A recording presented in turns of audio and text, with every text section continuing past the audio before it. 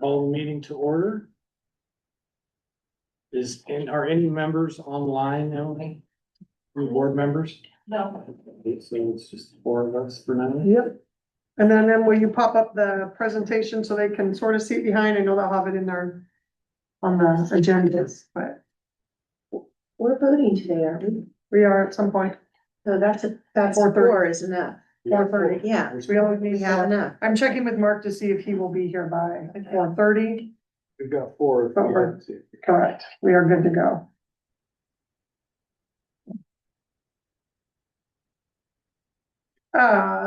So thanks all for being here. We're a little late. But that doesn't mean the work's not gonna be important as we go through today.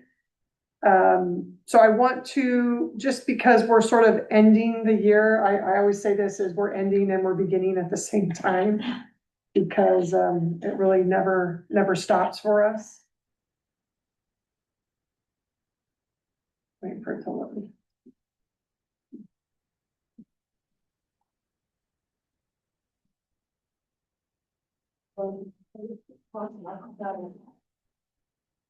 You what?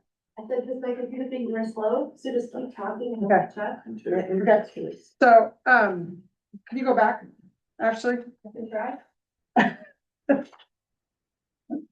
So I just want to start, and again, the first couple slides are ones that you all have seen before about the importance of the collaborative governance, especially as we talk about the direction of the school district. Again, we're gonna have some lengthy conversations today about going forward and some of the things we've built and some of the things we're gonna need to probably look at.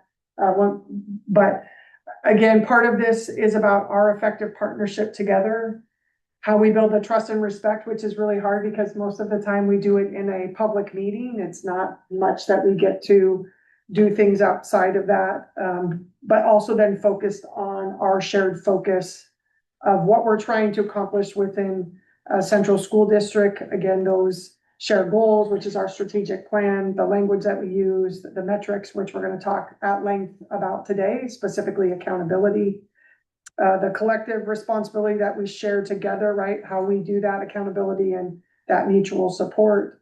At times, you all for me. I'm appreciative of when I do need to reach out to one or many of you, you pick up the phone and be able to do that with me. And then just that organizational reliability, which I think is still a work in progress. I think this district has been through a lot, even though I've been here 9 years, there's a lot of history that we're still having to work through. And again, trying to just, I think the work that you all are doing, the advocacy of the board, I tell people all the time, I feel blessed of having a board. Those, again, willing to push, but also very supportive when we need to have those supportive conversations and focused on student outcomes, which again, we're going to talk pretty consistently about that today. So I think it's just a good, like how we do this. Again, I get to come up and down out of your area. You only get to come down very little into my area. But I think that learning has allowed us to continue to do the work that we need to do for the school district. I always like to start with a learning target, especially with the longer PLCs, right? So this is about our relationships with each other. This is about deepening our learning as a leadership team. Again, we're going to talk high level of strategic plan, but we're going to come back to it a little bit this after or later today as we talk through a couple things. And then how do we continue to develop what we believe is a high functioning leadership team, again, focused on our success or focused on our district strategic plan. And then our success criteria for today, again, we continue to build that strong relationship and leadership connection with one another as we talk through some things today, and that we continue to align our team, focus on the strategic plan and performance metrics, which again, you're going to see accountability because we're going to talk a lot about that today. The Accountability Act that's coming forward. So our agenda for today, we're excited to jump off today with student education. Casey's joining us today virtually. We were hoping to have her in person, but just didn't work out, and that's okay. But she is here to talk about our 4 surveys that we do. So we'll go through that.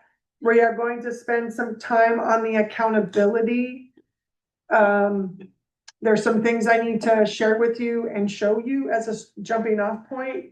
And then I think there's going to be more that I'm going to bring back in August, tied to the accountability and the steps moving forward as a school system. I do want to do a quick review of the board calendar, make sure there's nothing or any changes you all might want to have in that. We're going to do a first reading of the cell phone policy. There has been a request to make a change. So we are making that change. We had the superintendent policy committee and got that done last week, or actually, was that last week? Yep, last week. We have a second reading because we need to do that before the budget hearing today and the budget meeting. So we'll do a second reading of the fund balance, which would then move to approve that. We'll go into a budget hearing. You'll all need to do some steps for the budget adoption. And then we have 2 executive sessions, one in negotiation and then one tied to my evaluation. Questions about the agenda?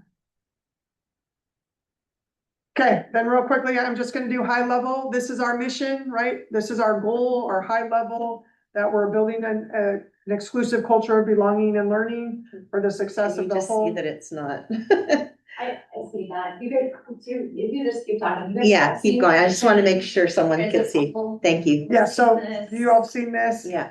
Next one is our scorecard. But I'm not sure what's going on today. But we are, again, a little bit of what we're gonna talk through today is connected to this. And then obviously, next slide, we're gonna jump right in, if you do have it up on your computers from the links in the agenda. I'm gonna turn it over and sort of co-present here with Casey as we walk through the annual update from Studer about our outcomes, specifically our experience surveys. So Casey, jump on in, say hello, welcome. Hi, everyone. I am so sorry that I couldn't be with you in person. I think this is the first time in 3 years that I couldn't have my feet with you. Have a little bit of just a health issue I'm dealing with, and it just needed to be at home. And so I am so grateful for your flexibility to allow me to join you all virtually and co-present tonight alongside Dr. Kabista and provide you with the annual update from Studer Education. If I've not had the chance to meet you personally, though I think I have had the chance to meet many, if not all of you, my name is Casey Blahoviak, and I have the honor of serving Studer Education as the Vice President for Leader Coaching. That means that not only am I in the field with amazing organizations like yours who are driven to get better every single day, but I also serve as a leader on our team, helping our coaches be their very best for the organizations that they serve. And I've been extremely honored to be alongside Jen and your leadership team for the length of our partnership, which is coming up on the tail end of 3 years. So we have some great data to share with you this afternoon. In this section, on the next slide, please, Emily, the outcomes of my time with you is we have, over the past 2 years, this being our 3rd year, provided you with an overview of the experience surveys that are part of our partnership. We're going to provide you with the summary of those 4 surveys for this academic year that has just passed. We'll look at the district services survey and then the student, parent, caregiver, and employee surveys. And the next slide, you'll really see how Studer Education sums up our view of working alongside skilled leaders like you have in Central School District around really viewing your experience survey results as a tool for continuous improvement. And I'm really excited to be alongside Jen today as you have an opportunity to get a deeper view into how leaders in Central School District have moved far past just looking at survey results, but have really taken it to be a hardwired practice that we get our survey results, we engage in what's called a survey rollout for input, and then identify action plans for improvement. You're going to see evidence in the surveys this evening where that survey rollout process really has become hardwired and where you have celebrations and some opportunities to continue to bring that rollout into the practices that you all have at Central School District. And on the And next, oh, go ahead, Jen. And I will Absolutely. just say, so Casey is our executive coach for our leadership team. And then we have a separate coach that's for the 5 principals, right? So those are working in tandem yet separately. Casey gets to filter what she can to me generally, because again, the coaches are there for our principals, as is with, again, giving Emily myself, she coaches me, she coaches Emily. And those things are, especially when you have a coach, those things are private amongst those, and I get a high level look as a superintendent, but I think there's just a lot of really good work that is happening across the leadership team in this district.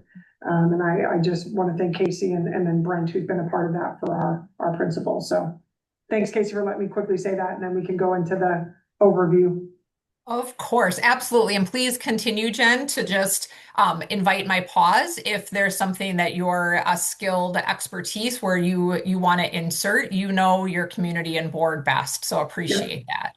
thank you. You bet. As we look at the results from the 4 surveys that took place during just this past academic year, we want to start with a really high-level overview of what those surveys are, and then we'll dig a little bit deeper into each one of them so you have some takeaways from each of those particular surveys.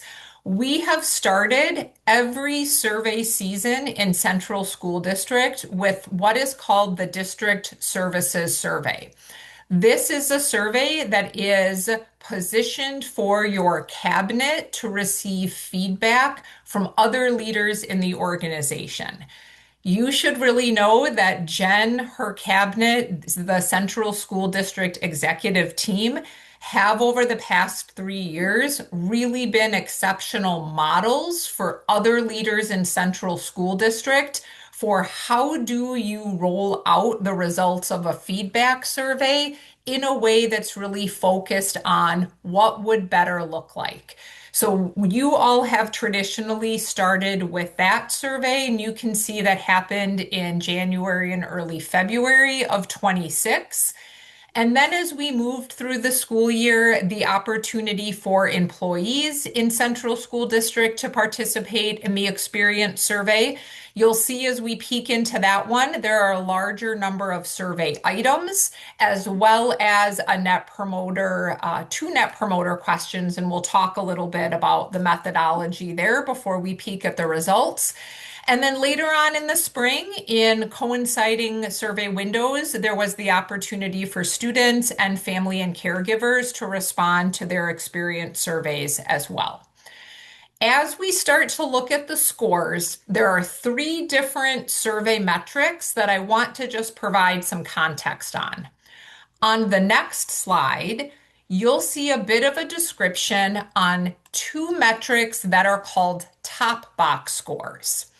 These are really important metrics as we look at levels and depth of satisfaction based on the survey responses that we have available. On a few of the surveys tonight, you're going to see something that's called a top box percentage.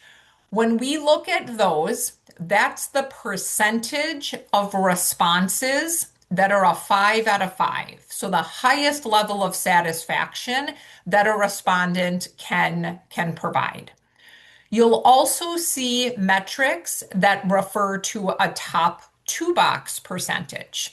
These are responses that are the top 2 boxes, so 4s and 5s out of a 5, really representing a strongly agree or agree. Again, another level of satisfaction that we can interpret from the survey responses.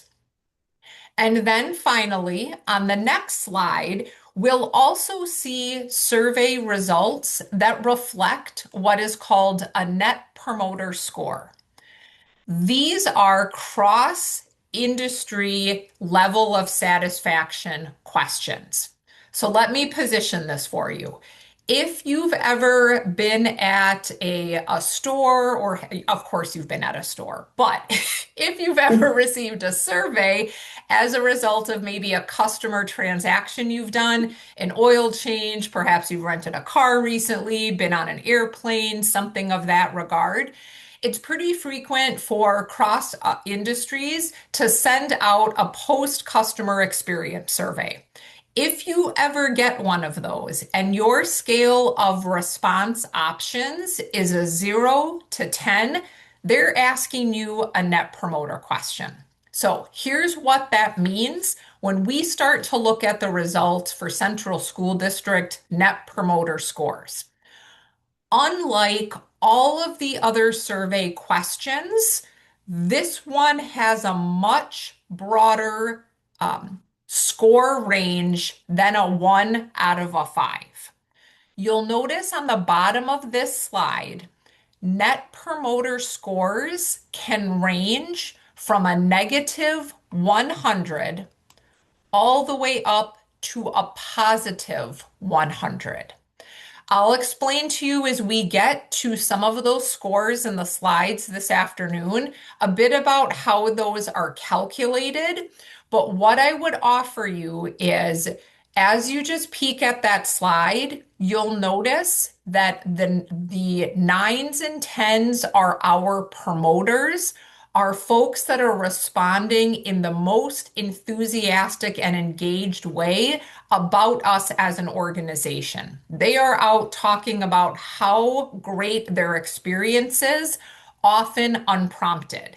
And you'll notice on that very wide spread, promoters are a very small number of the possible responses that can come in. And again, we'll talk a little bit more about those when you can see some of the scores in front of you, and I'll share with you how those are calculated. So with that information in mind, Dr. Kabista and I, on the next slide, wanted to provide you with some overall summaries and takeaways from the 25-26 results. Jen, did you want to provide this summary for the board, or would you like me to talk through this? No, you go ahead. Okay. You go ahead, because I'm All gonna right. jump in on the next handful of them. Okay, excellent. So as we prepare to look at those individual results, there's a few things we want to highlight for you as we go through. You're going to notice an increased top 2 box on the employee experience survey. So again, those percentage of responses that are a 4 out of a 5. And this is our 3rd year of growth year over year in those results. So increasing the employee experience as they're sharing an agree and a strongly agree in response. You're also going to notice employee satisfaction overall on our survey mean has gone up from last year. Also on that employee experience survey, you're going to see that net promoter score to recommend the immediate work environment increased. You'll see there's 2 net promoter questions, and we'll talk a little bit about that. Also, the district services survey, the satisfaction of leaders to the services that are provided by cabinet increased in all areas, and that is really amazing results. You will see tonight on that slide 3 years of growth year over year, getting a bit better every time that survey is administered. And then finally, 2 opportunities. We have an opportunity as we move forward to increase the student, caregiver, and employee responses. And then also as we start to tease through those results and really focus in on a couple of actions that will make the biggest difference, an opportunity to improve our organizational level communication. So Jen, I'll pause for you. We had two pieces to that. The district services survey, again, cabinet and I'm going to say key departments. So we have a total of 10 departments that are part of that survey. Again, anything from superintendent office, HR, safety and security, technology, transportation, right? Our big departments that serve the schools are part of the district services survey. So everybody in the leadership team, assistant principals, and every department heads and managers complete that. But so where everybody's giving feedback to each other from that piece of it. And we'll dive into that a little bit more. I think Emily and I say number 5 is an always. As good as communication can be, it can always be better. So again, there's pieces of that we know, even as we get good scores or scores are flat, we know that that's an area that we're always trying to talk about how can we communicate better. And I'm going to remind people what we can communicate, because I think there's times people want things that we are not allowed to communicate. And I think that's the difficult part of our work also. So I think those two things, I think those really exciting. I think there's increases in the number of employees that took it. I think we want to continue to increase that. And there's some work to do. We're not sure why parents and students didn't take it so much this year. It's an optional thing. You don't have to, it's not required. But area of growth for us for sure. All right, so let's start with that district services survey. As you've heard, this is available to leaders in the organization to reflect on and provide feedback on their experience with cabinet and other district level leaders from the department level. There are 5 areas in which that feedback is gathered. So accessibility, accuracy, attitude, operation, and timeliness. And then as in the rest of our survey items, except those net promoters, the response is on a scale of 1 to 5. So 5 being very good, 1 being very poor.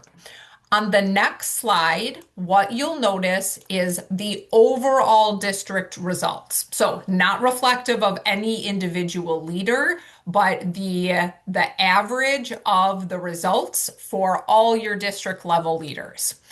This, quite honestly, I want you to realize how exceptional these results are. I actually had the opportunity to recognize Jen for her leadership and work, and she was on a podcast with Dr. Pilcher, who is the president of Studer Education, really talking about how these year-over-year increases don't happen by chance. And so if I could make that green arrow any bigger for you all, I would have. But what I want to just call your attention to celebrate is in every one of the survey areas, year over year, your leadership team, the senior leaders, the cabinet members and the directors have really been that model for accepting feedback. What does it look like to get a bit better? And acting on that. And you can see that reflected in the scores that you see on this slide. And I just want you to know that that does not happen with all of our partners around the country, that we see that run chart, that improvement line going in the right direction. And that's really a reflection of those department and cabinet leaders hardwiring this survey results rollout process. And I just want to add, I was thrilled. I mean, we can always improve, right? So this is great, but I think of as we do these things, how can we improve? Our hardest areas have been operations and timeliness, right? Again, you can see from the top, we're getting smaller. That's going to be way smaller next year. So even as we get smaller, the fact that our operations and timeliness has increased pretty significantly, it actually has a bigger gap of growth. Even though it's behind, which it should, right? Anything that's farther behind should have more growth. And we're, we're excited about that because we've streamlined some operational things and are trying to be better at our timeliness of what we need to respond to. So I just want to call that out. I mean, I think we have a very positive leadership team in general, but the improvements in the operations and timeliness, even though they're still our lowest, has been really important to me as the superintendent and the leader, and making sure those things we're trying to get those hardwired as much as all the other stuff that's a part of this. So we have the participation raw number. Yeah. What's the percentage of participation? We had 77% this year of our team complete. How does that compare with the other years? About 29, I think that was almost, I think we were almost at 100% the first year. The second year, I think we were at 69. And then this year, I believe it was 77% completed it. Or completed the survey, because you have to do every department. So it's an hour. I mean, it takes me an hour and a half when I sit down and do every department. It takes some time because you want to be thoughtful in it. And we talk a lot about, there's a place to give feedback.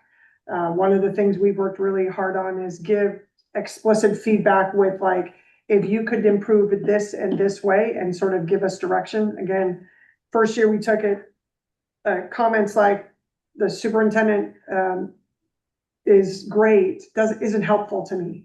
Like, what am I doing that is making it great for you? And so our administrative team has done a really good job the last 2 years. That was our good learning our first year of like, hey, give us explicit, like if you could make this shift a little bit, it would be helpful in the operations. And then we take those and tweak our day-to-day to see if we can do it. We can't do everything, and we can't say yes to everything, but we're trying to get those high points to make life easier out in the buildings for administrators.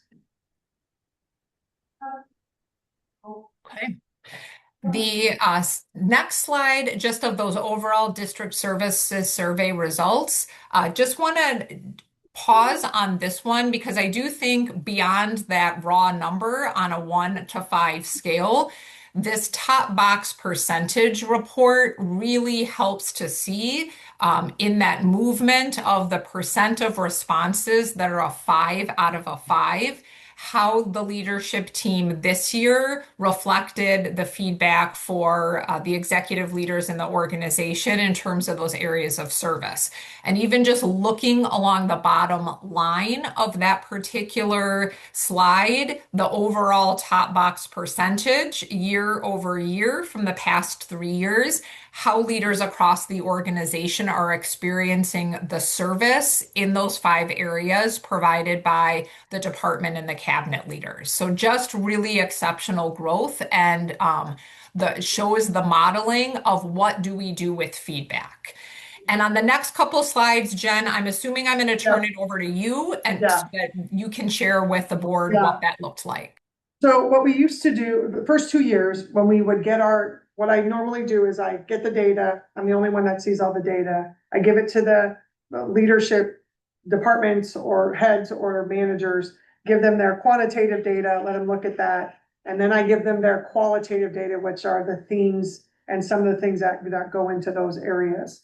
Once we do that, I give them a little bit of time to go through their own data and have some reflection. There's always a lot of talk amongst us, like, what are you seeing? What was hard for you? I've been very clear. There's really hard things in the qualitative that is hard to hear sometimes, but I remind them, reflect on that, and then what can you learn from that and move forward. But the last thing we do is we actually roll out the results to our team, and then we get another round of feedback.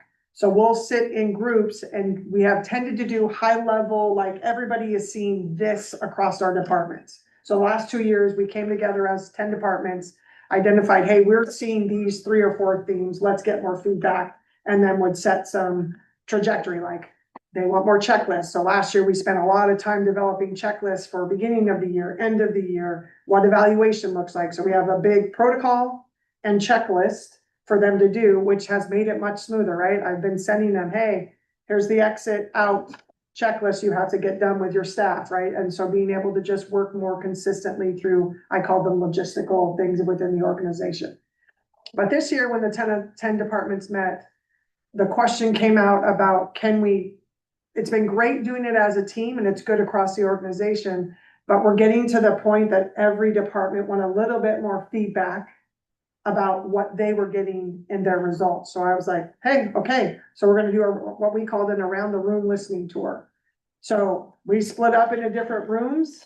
Every building was together because at that point, the departments are getting that information. And we had schools go from building or from department to department. A couple departments were together and just identified things like, hey, this was the number one thing that came up in my themes. Good, and then the areas of improvement. What would that look like for us to get better in some of those areas and those pieces? I I was going to be with one of our other team members, but couldn't be there, and so I ended up being by myself. And so in the end, I asked the bigger conversation to them, like, hey, how is this going? As you look at across all of these activities, and the overall themes coming from the principals and assistant principals really was, wow, Jen, y'all are walking the walk.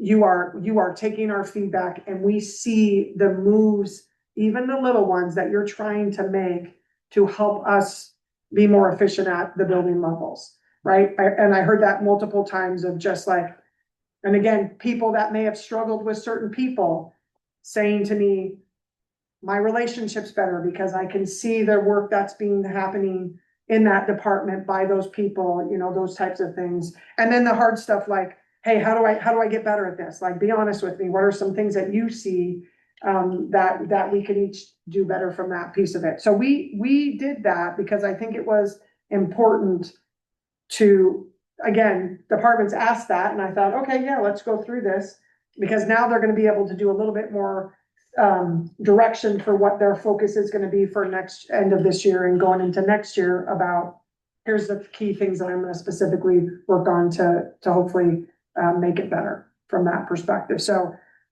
just a shift that we've never done. And so it's going to be fun to see this next year. And it is interesting, right? So I give out the data and I see all the department heads and the feedback they give me, and some of the things where it's like, you know, they get that, I tried to fix this and this is still coming up. And I said, hey, some of my stuff comes up every time still. Like, you have to just, what are you doing to make that better? We're not gonna be perfect. It's all about being better.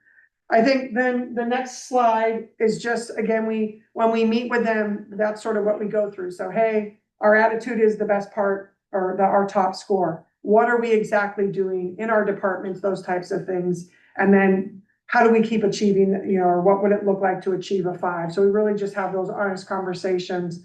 And then we talk about the opportunities, right? Like, again, operations and timeliness tend to be our lowest 2 have been since we started, but we're really trying to say, hey, if we could get to a 4, what does that look like? What are the other things that we can do within the departments to make that happen? The next slide, going to one of the things that I did, and I have done in the past, is I've sort of talked through these slides when we've done presentations, but this time I took a little bit more of a different spin. When I was with the 10 departments, as I had given them their data, so we give them their data, give a little bit of time, and then we meet as a group. I asked them, so why are we doing this? Tell me why we're doing this. And this is what they told us. This is what they told me. So this is just our departments. We're trying to do better service to our customers. Who's our customers? Our customers are kids and our staff. Again, we're trying to get deeper in and review and bolster continuous improvement, right? This is one of our strategic goals, right? That came from one of our directors. So you can see just some of the why, like it is truly, it was not, they were just pouring out of them, like, why is this important in the work that we're doing? If you go to the next slide, what exactly, so then my question is, what are we exactly doing? So we know why we're doing this. What exactly are we doing? So you can see again, just the key components from the department heads of things like little changes, small, can make things better in a big organization, right? A lot about visibility. How do we be out more in Billings and accessible? Trying to get to yes, but we all know that yes can't be every time. So if we can't get there, we're explaining why it is a no right now at this period. So again, you're trying to see what that looks like from that perspective. And then the last one is, how are we doing this? So how are we doing this? And again, right off the bat, well, you know, we use this feedback to make sure that we're trying to improve at what we're doing. The second one references, Casey uses this, like, you can't eat an elephant. You can only make small changes at a time. Can't bite off everything all at once, those types of things. And so how do we keep moving things forward? Again, this is about getting better, not being perfect. And again, I think that continuing to be trusting, because I know that that's just a hard thing in this school district from that perspective. So I think it's important for you to see just the language that's coming out of our department heads of the work that this is doing for the school district. And we'll keep moving that forward because some of their goals are tied to this work, and we'll come back to this when we return in August. They'll have key things that from their results that they'll be targeting and focusing on from that perspective. All right. So with that really good model in mind of what it looks like to roll out those survey results to those who had an opportunity to complete the survey, principals and other leaders, I was with them earlier this spring, and we started to process through the sets of results that we will share with you tonight. We already shared when it comes to our student results, our participation is an opportunity to improve.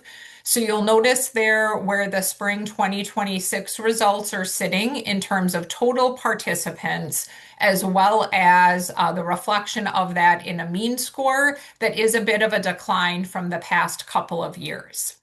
On the bottom of this slide, where it says Table 2A, this is our first opportunity to look at that Net Promoter Score question. Students are asked one Net Promoter question, and so I'll use this as an opportunity just to share with you how that score is derived. So the Net Promoter Score for your spring 2026 survey from students is that -74. Here's how we come to that number. We take our number here of promoters, so 5% of your responses were in that promoter category, a 9 or a 10 from students. We don't factor in our passives at all because they're kind of in the middle of the road. Those are our responses that are a 7 or an 8. And then we take our percent, so our number of responses that are detractors, a 0 to a 6. And we take that 79 and we minus our promoter of 5.08, and that gives us our Net Promoter Score. So that's just the methodology behind how the heck do we land at the number that we land. I will share across our partners this year, we saw a quite widespread decline in student Net Promoter scores. I can't tell you the rhyme or reason for that, but you're not the only organization that is leaning in and getting curious about why that might be the case. And that's really my coaching to you all this afternoon, is really a curiosity of what might be behind that and how could we capture in that rollout process the voice of our students to better understand what better would look like. On the next slide, you have the opportunity, and I know it's going to be small on the big screen, but it sounds like you've got access to it on your devices as well. The 20 individual survey items that students had the opportunity to complete. We wanted to call out with the green stars the items that were your highest scored from the spring administration. So students reporting that they enjoy specials or electives, believing their principal is a good leader, and number 18, feeling as though their family is treated nicely or with respect at the school. And then those yellow stars indicating our opportunities to improve. 5 being, I believe, school rules are consistently enforced. And then number 15, I feel students are nice or show respect to each other at my school. The next peak will then be at our parent and caregiver survey results. You'll notice a decline from spring of 2025 in the responses, as well as a bit of a decline in our overall mean as well. On the next slide, you'll see that parents and caregivers have the opportunity for 2 different Net Promoter questions. The first question asks for parent and caregiver responses about recommending the district as a whole. The second question invites them to respond to how likely they are to recommend their child's school as a good place to learn. And again, you can see those scores for spring of 2026, negative 59 for the organization, and then a negative 44 as it relates to their child's school. Parents and caregivers on the next slide had the opportunity to respond on a 1 to 5 scale of 15 survey items. And we wanted to call out two particular items, one celebration and one opportunity. Similar to what students reported in terms of them seeing their families and caregivers treated with respect, that is also the high item on the parent and caregiver survey, number 4, reporting that they feel they're treated with respect at their child's school. And then that opportunity on number 13 around in parents increasingly reporting that they're receiving positive phone calls, emails, or notes about their child from the school. The final experience survey that was administered in your Studer Education Partnership for this past school year was the Employee Experience Survey. You'll notice that while we're not at the spring 2024 participant level, we did have an increase in results from spring 25 or participants, from spring 25 to the most recent administration. And you also have your highest mean results. You'll notice also here, as we provided for you in the summary, that top 2-box percentage is also the highest that we've seen. So the way I might offer it how to interpret that top 2-box percentage, nearly 52% of all of the responses from the employees in Central School District were a 5 or a 4. So strongly agree or agree responses, 52% of the responses fell into those categories, which is really something to celebrate. On the next slide, we have the opportunity to peek at the Net Promoter Scores from the 2 questions that employees have the opportunity to respond to. Just like our parents and caregivers, employees have the opportunity to respond to how likely are you to recommend the district as a good place to work. You'll see that that response, Net Promoter Score response, is a negative 44. And then when it relates to the employee's immediate work environment, we're seeing that number rise, and that is reflected as a negative 2. It is very common to see that discrepancy between the organization level and the immediate work environment. As you might surmise, we have many more opportunities to interact on a daily basis with our leaders within our immediate work environment. And it is very typical that that is reflected more positively than zooming up to the full organization. What you'll notice on the final slide of survey results and metrics this afternoon are the 20 survey items that employees had the opportunity to respond to. You'll notice we called out with a green star, number 19, Central School District employees responding as a strength that they believe their work positively impacts those that they serve. And then that yellow star sort of straddling items 11 and 12, that opportunity to get increasingly curious around what better would look like for district level resources being allocated to maximize effectiveness across the organization. And as you heard from Dr. Kabista already, that opportunity to increase the responses around district level information being communicated in a timely manner across the organization. I also noted a star on number 10 for you all. You saw lots of growth in that column with the delta That's the change this year over last year. And just wanted to highlight that movement for you all in item number 10, staff reporting that they receive feedback concerning areas for improving performance.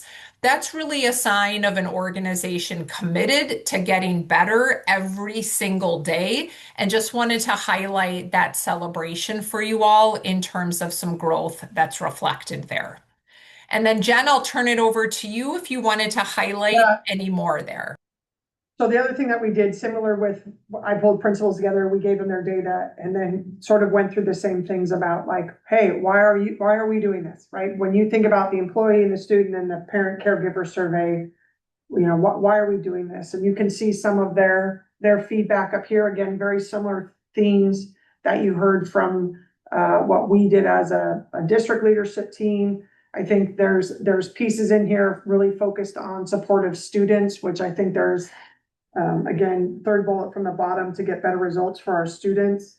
I think that's been, when I first got here, we did not talk a lot about student success or student growth. That is everything that comes out of our principals and our conversations is much more now focused on those pieces than it was when I first got here. Still areas of growth to be able to do, but I think that's just some of those feedback from why were we doing this. I think the second piece, again, what are we exactly doing? Because again, remember, they go back now and do this with their employees.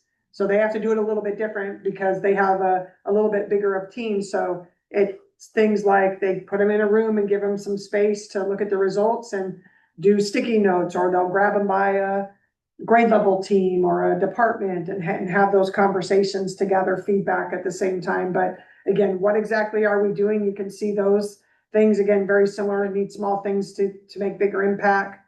How do we balance focusing on positive and areas of improvement, from those ability to track data and reflect on the improvements, et cetera. And then how are we doing this? Just giving that, again, similar type of approach from a principal's end. Because one of the big things we also talk about and we try and do is celebrate. Where are we being successful, or where are we at growth? Because it's important to celebrate those things, because not always is your data going to be positive. And so where you have those growth, I think it's an important piece to really highlight. And then they'll take this and set their goals as we roll forward into the 26-27 school year, and continue to do it. I think one of the things, going back to the employee survey where it talks about just resources and communication, I think we are trying to always, we are all on the same team. It doesn't matter if you're a superintendent or custodian, we are all on the same team. Sometimes I don't know that people realize that. So there's this they concept of, well, we're not part of them. Well, we all are part of the same team. I think there's great work to still be done in that realm. I think principals are starting to see it. I've been in conversations where principals have said, I've been in these conversations and I've caught myself like, no, and have changed their conversations with their staff about us collectively working better as a team, holistically, top to bottom to top of the organization. So again, we're making progress, but there's still areas that we can improve on. But we're not sure why the decline in student. I mean, we give time to be able to do that, but again, it's an optional thing that it's not required. And so at times I know there can be a survey fatigue at times, especially at the secondary levels from that perspective. How do they get communication about the survey, the students? It comes a couple different ways: email, through Parent Square, because our 6th through 12th graders all have parent. Thank you. I'm looking back at her to make sure I get the right grade levels. So there are times that we'll send out communication, our building principal will send out communication secondary level to them. We don't do this with the elementary. We have a different way to do the elementary. There's a seed survey, and it's really 3rd through 5th that we get, but that's how they're communicated with. And then we're asking principals to set some time aside. Again, kids don't have to take it. We do have a survey go out. It's more of a passive survey of like, hey, if you don't want your student taking the survey, here's the opt-out. So please sign it. So, but it's still optional. We can't force this upon people. So we'll figure out maybe why Yeah, what I was didn't work this well. curious, cause I know my this year. 16-year-old does not check her emails when we're. Right, on so, concert too. so we do have they do have the ability to do their, I call it student square, I don't know that's exactly what is that what it's called? Yeah, I was right. There is a student square of that version, so they can get a text message or Okay. however they set it up from that perspective. Casey, is there, the more people that participate in these, the better and more reliable the data. Is there value in promoting these somehow with, I remember we used to do at the health system, we'd do these promotions where you could, be in a raffle or something where you get rewarded for participating in these. Does that skew the data? Does that So here, negate benefit really to it? good, yeah, good question, Byron. So I think what we always want to balance in these types of surveys is how can we do things like what you're suggesting to promote participation, but also hold that anonymity of the survey responses and results with a lot of protection around them. So we have seen other partners do things like, when you submit your survey, grab a screenshot on your phone and bring it to the office, show us you completed it. We enter you in a raffle for a $10 Starbucks gift card or something of that kind of a thing. We've seen partners get good participation results with that, but I think it's just knowing your district community around that protection of an anonymous response and really holding that to be quite important. Yeah, because looking at that student data, the swing from 24 to 25 to 26, I don't know that that data is reliable or helpful at all.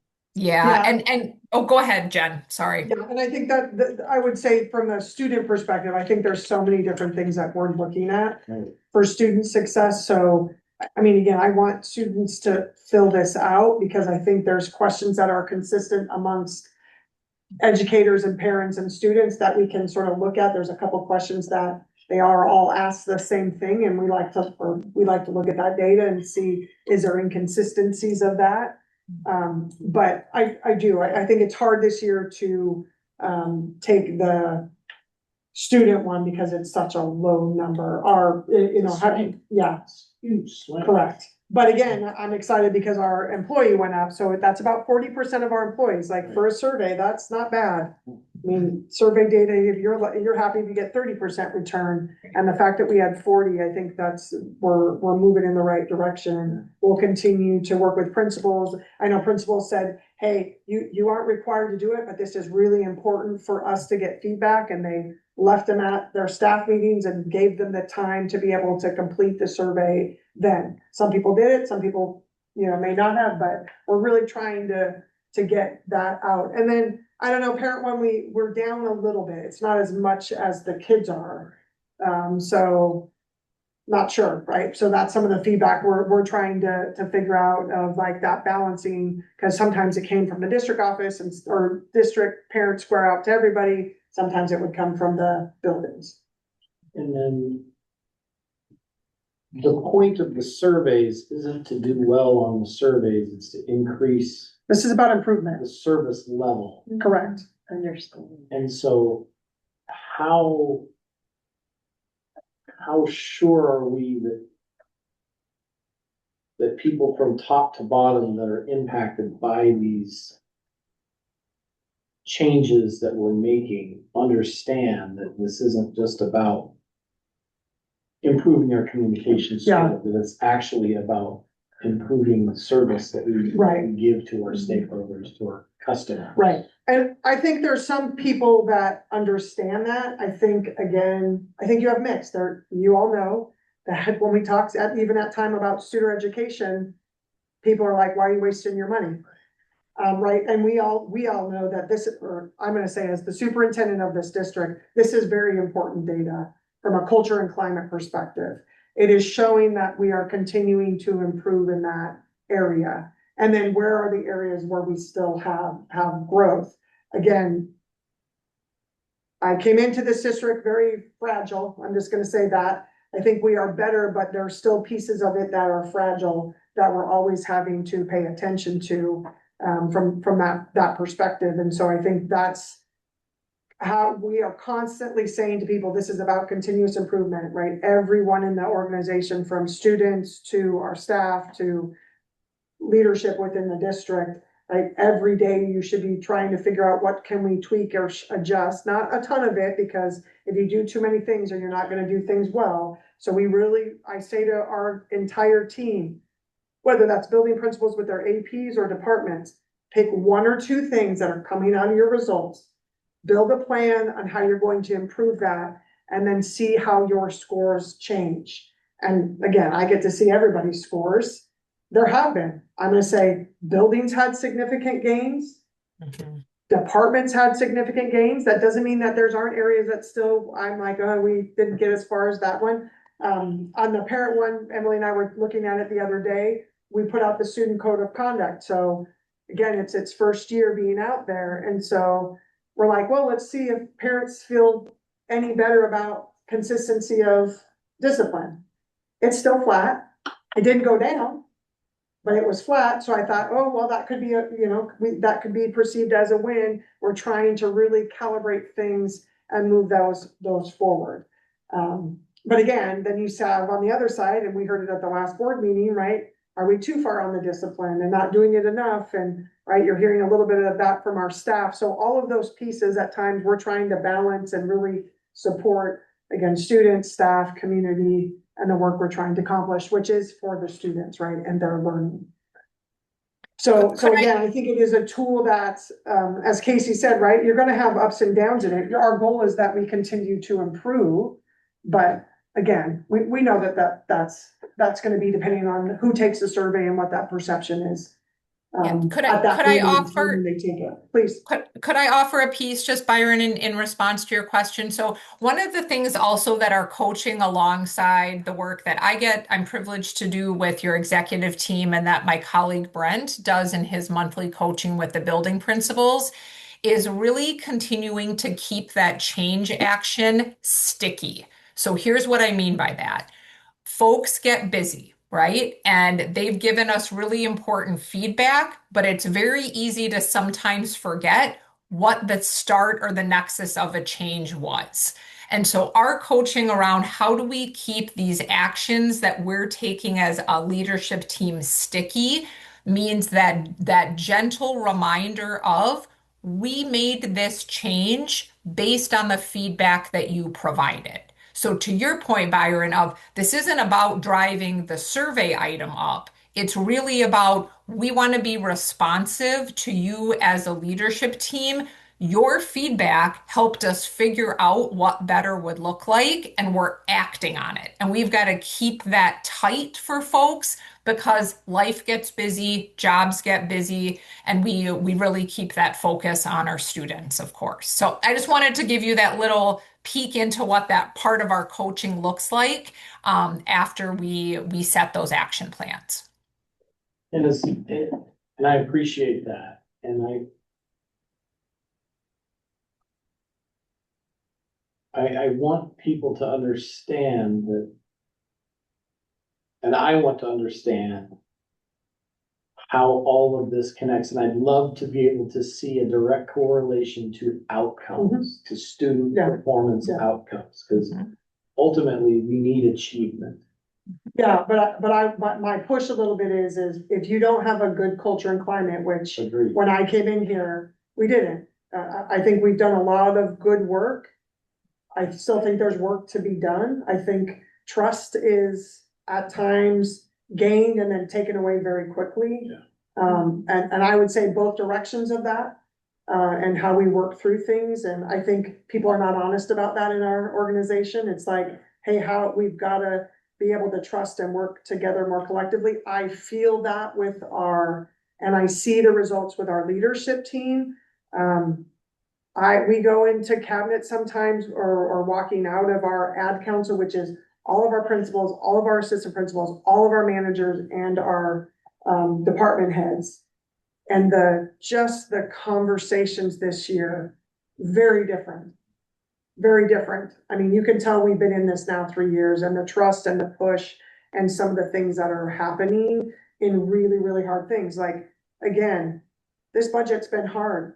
Principals, and then having conversations with principal and department heads, them going back and talking to their APs and other people in their department of what are the things that we can do to work through this. I mean, it's just been, as hard as this has been, just a really good work in a really difficult time to be able to do that. Like, you don't get that without showing growth within your leadership part of the organization. Great. And that, you know, I walk out of here many times just going, wow, what growth we've taken as a team.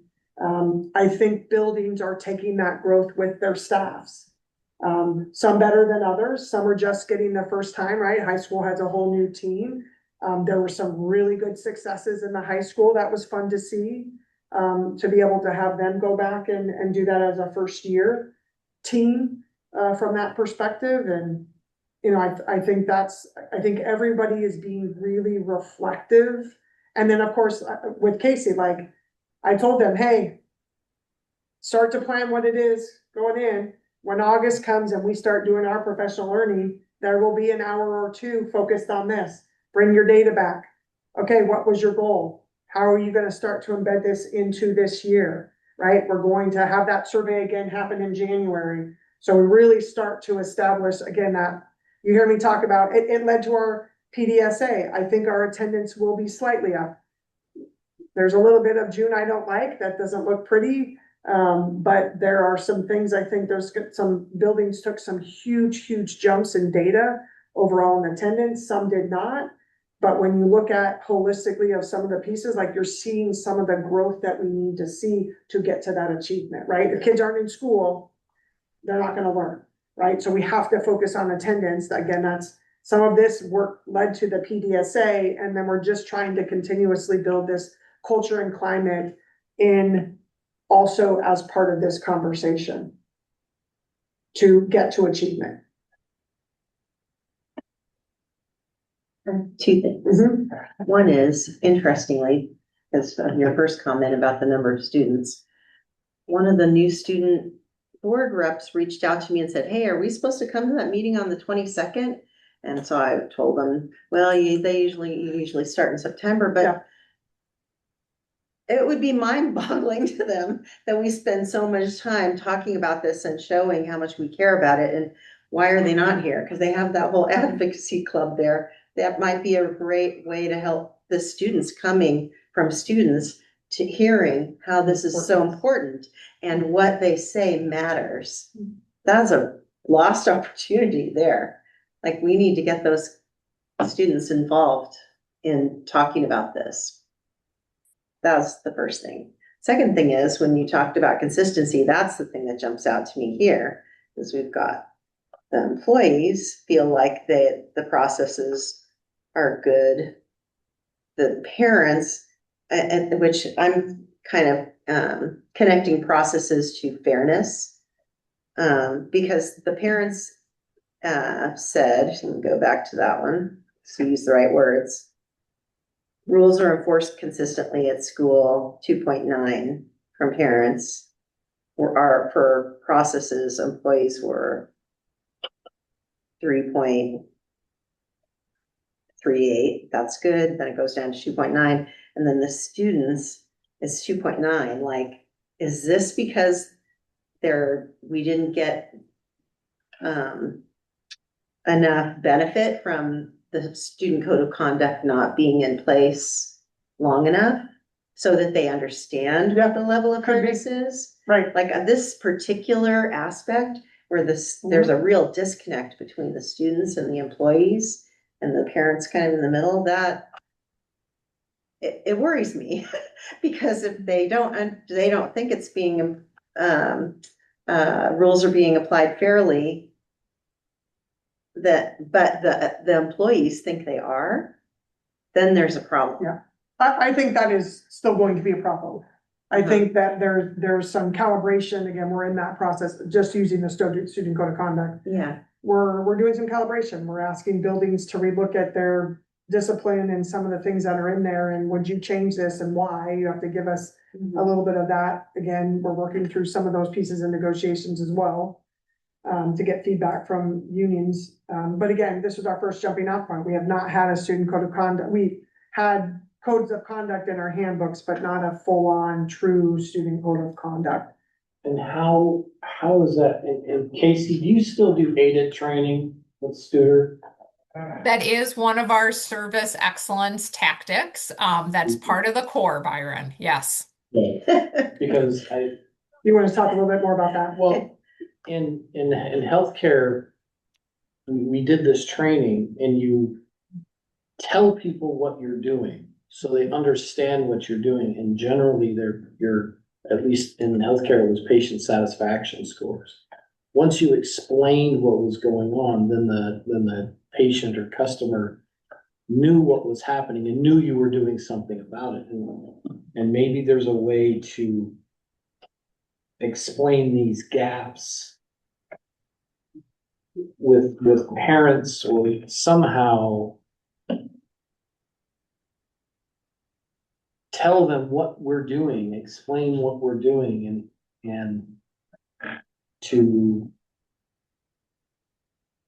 not improve the score. 'Cause It sounds comes to back me that's like the polling. Remember when we were talking about polling questions? Yeah, They would ask the question and then they would provide some data and then they would ask the question again, because sometimes people just don't know what's yes, happening behind the scenes. yes. That is what it sounds like you're talking about to me. Yes, because people will give you a negative score, especially if they don't know you're doing something, when they're asked whether or not you're doing it. And if you tell them that you're doing it, if you tell them we have standards and we have these codes of conduct, I think they're more likely to answer in the affirmative, to be a promoter. Oh yeah, my school district does have a code of conduct. Yeah. They do have a standard that they uphold.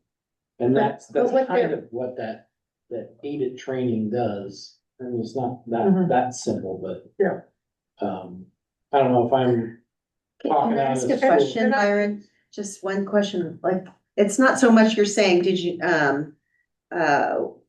but we are doing this. It's more like, did you know that this exists? Or did you know that this data, you're not giving them something that's an opinion, you're giving them something factual in that follow-up. Yeah. And I think that's one of the pieces that we worked hard, again, from a communication end, as we rolled things out or started to say, hey, this is coming, this is what it will look like, right? We were really intentional with some of those pieces.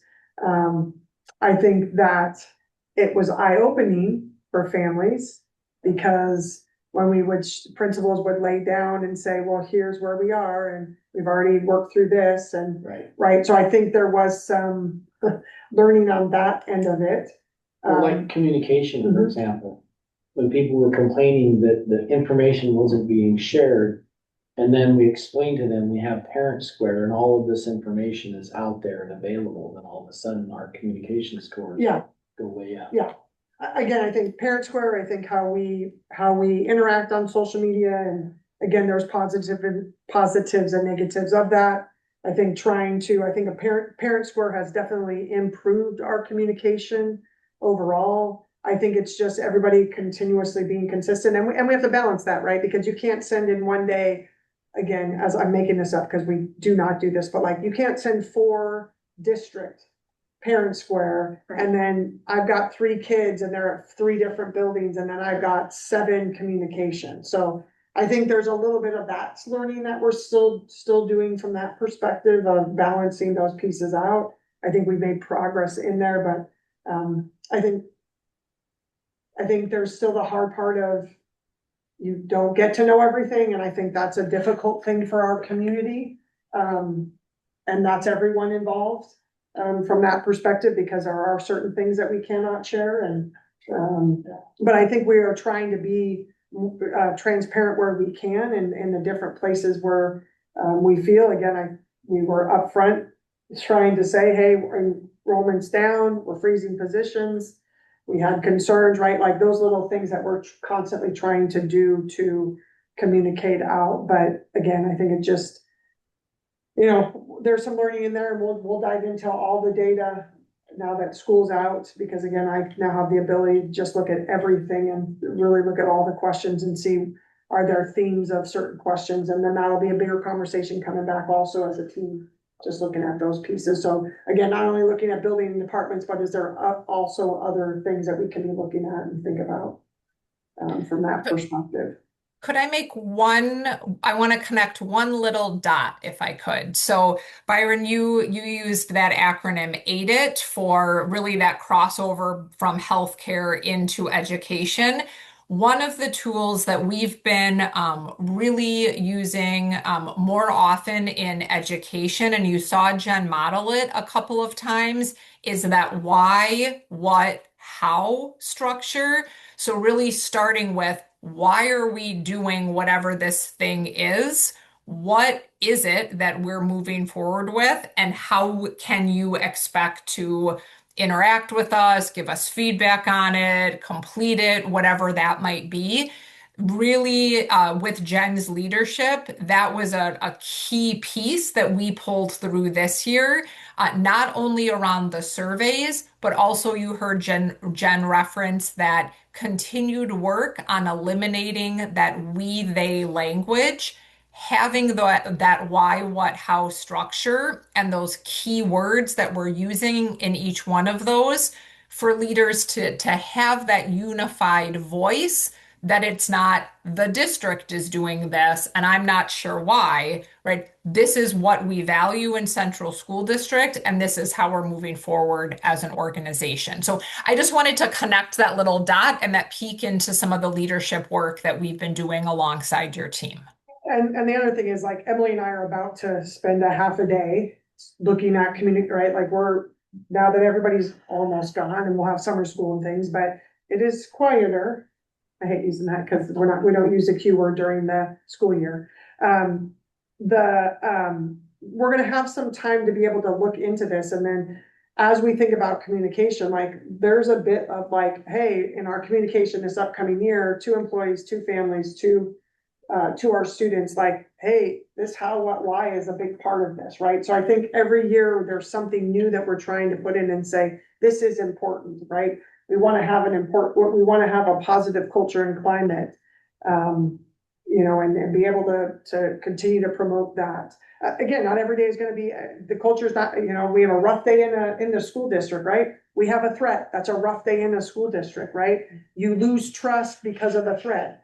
Now we have to figure out how to gain those pieces back by the actions that we do in those sorts of things. So again, I think this is not about, yes, it's about the results, but in the end, it's about, are we continuously improving and moving kids in the direction where they're good learners and leaders and, good community members, like all of those pieces, that well-rounded person.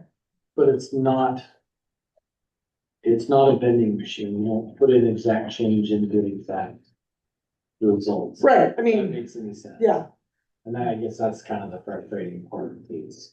They're not guaranteed results. We can improve in so many areas, but at the end of the day, it's up to the students and their families to take advantage of the atmosphere. Yeah.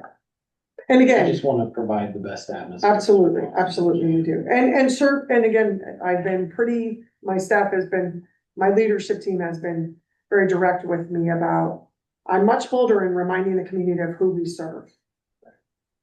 Who we serve in this community, because I don't think people realize who we serve. So I continue to say it. We have a large amount of students experiencing disabilities. We have a large Latino population. We have a very large LGBTQ population.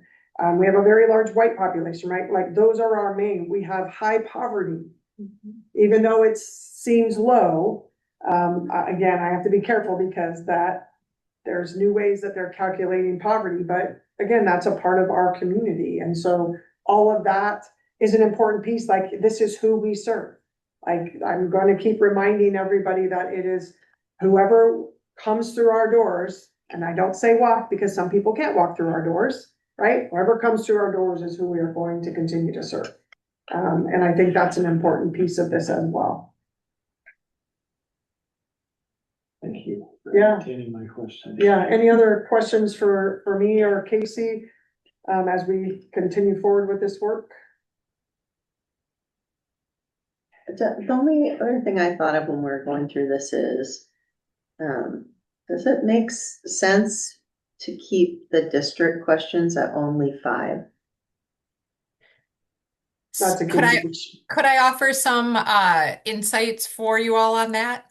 Mm-hmm. Okay, so the scaled items on all 4 of our experience surveys are what we do consistently across our partner organizations that choose to participate in the surveys. I will say what we have found is that district services survey is probably our most long-standing and static survey, and it's one of the more unique ones that we offer in the survey space.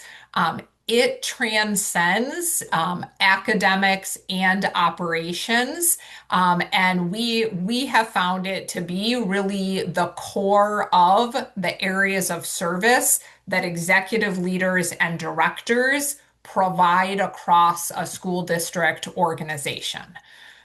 So it's something, again, it's a starting point for a conversation of what's under each one of those. But it's been a really long-standing survey in those items for us as an organization. I guess maybe I'm just confused because I thought you were saying that people take an hour or an hour and a half to do it and it's 5 questions. Because That are numbered, each one has sub questions. no, it literally is, because I haven't taken it in a while, right? It says rate, again, I'm gonna use Emily's communication. So it says, please rate your score on Emily's communication, 1 to 5. Oh, it's by person, Yes. By department. department, By okay, department. okay. I'm gonna use Emily's So department 5 questions per communications. department, that's why. But then there is it is an open-ended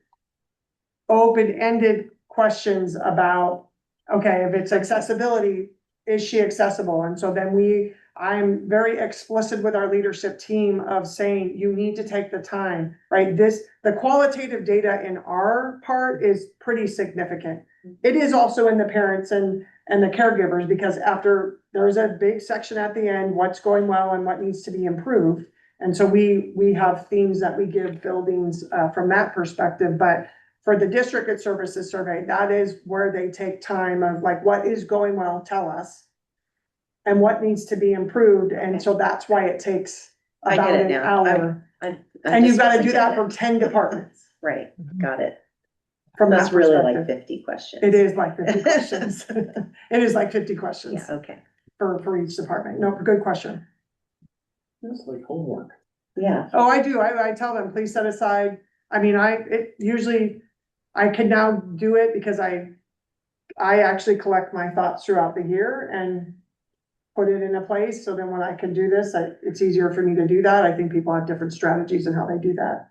But it does take time if you really want your organization. And that's one of the things I'm very appreciative about the leadership team. And I will even say in the employee services survey and in the parent surveys, we're trying to get better to say, when you give us feedback, please be specific. Right, because it's important that we get that, or if you see a way we could improve, please make sure you highlight that so we can have those pieces.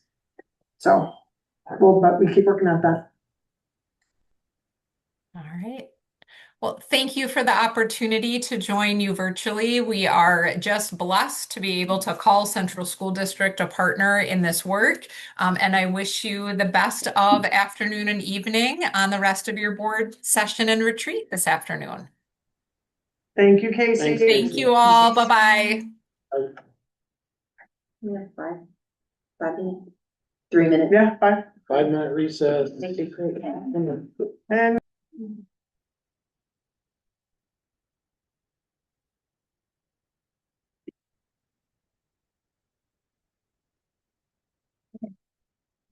yeah, so I want to spend a little bit of time today on the accountability bill, Senate Bill 141, which is tied the Educational Accountability Act that we are eons ahead because of some of the things we have already done with the strategic plan, but there are going to be some nuances that I want to talk through with you today. And to be honest, we'll come back probably in August with more detail and just, I'm going to want some guidance from you all today as we move forward. So some of these you've seen. So this is if you go to the next slide, this is the Senate Bill 141, the Educational Accountability Act.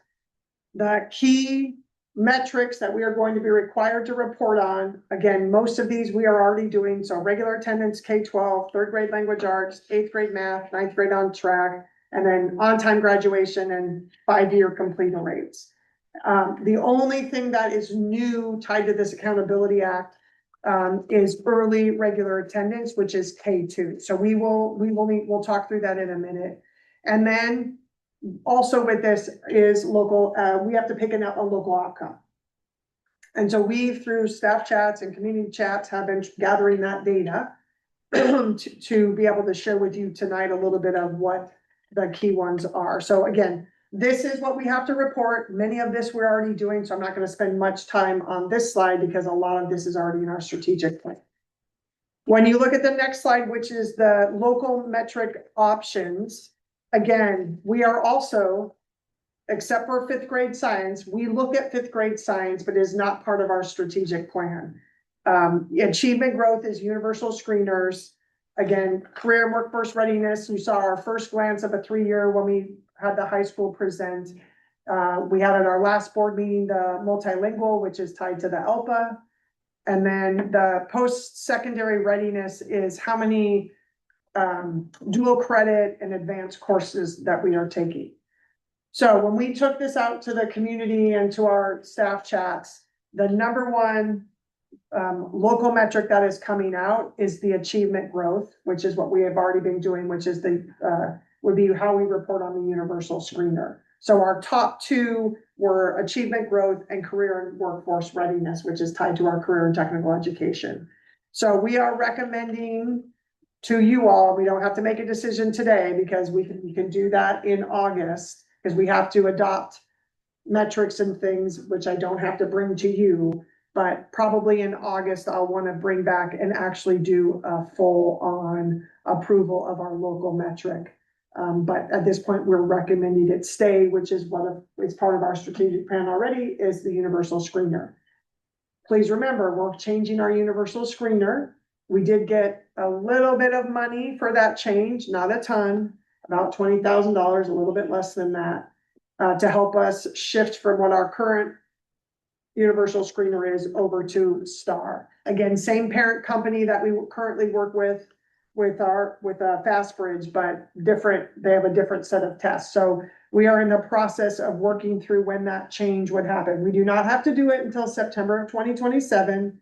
We had a very large group of teachers that were a part of this. Every school had representatives.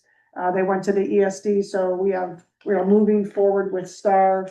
And now we're just working through the implementation phase. We are doing some of it this summer in summer school. We want to see how it goes in summer school. I think that little bit of learning of using STAR in summer school could lead us to say, when are we going to do it? So we may do FastBridge to start the year. We could maybe move to STAR middle or the end of year, but by September of next year, not this year, not 26, 27, but of 27, 28, we have to have that in play. So that is the number one thing that is coming out of our results of the local metric. One of the other things, I just want to show you this. One of the things that we're trying to, and we showed this out to the community, is we are going to have to now sort of do I call it a 3-tier approach to data. We're going to need to show, here's the data for all our kids and the goal that we're trying to reach this year. Here's the data for our focal groups. So that's how we reference them. You're going to hear them referenced in a different way, but our focal groups, so students experiencing disabilities, our emergent bilinguals, our Latino community, our African American community, right? All of those are our focal groups. So we are starting to build goals per year in each of these areas, plus our long-term strategic goal, because we don't want to lose sight of this is where we really want to accomplish things. So we're going to start to, the best way I've described this sort of document that we are building and will continue to build over the summer is, here's our short-term yearly goals that we're trying to meet to get to our long-term strategic plan. Does that make sense? Mm-hmm. For each of those metrics that we're talking about, plus the other ones that we already have in our strategic plan. So I just sort of want to give you a glimpse of that. You'll get a little bit more of that as we go into, August, but we've been sort of handing this out to our community and saying, hey, if we were to show you this, what are your thoughts on this, right? Think of it short-term to long-term, right? This is really what that focus would be, is this is what our goal is for this year, and this, don't lose sight of what we're trying to do in the long term, which long-term we may need to look at a little bit differently here. So quick question. So questions about this? Yes, so when you say even handing it out to the community, like how does that go out?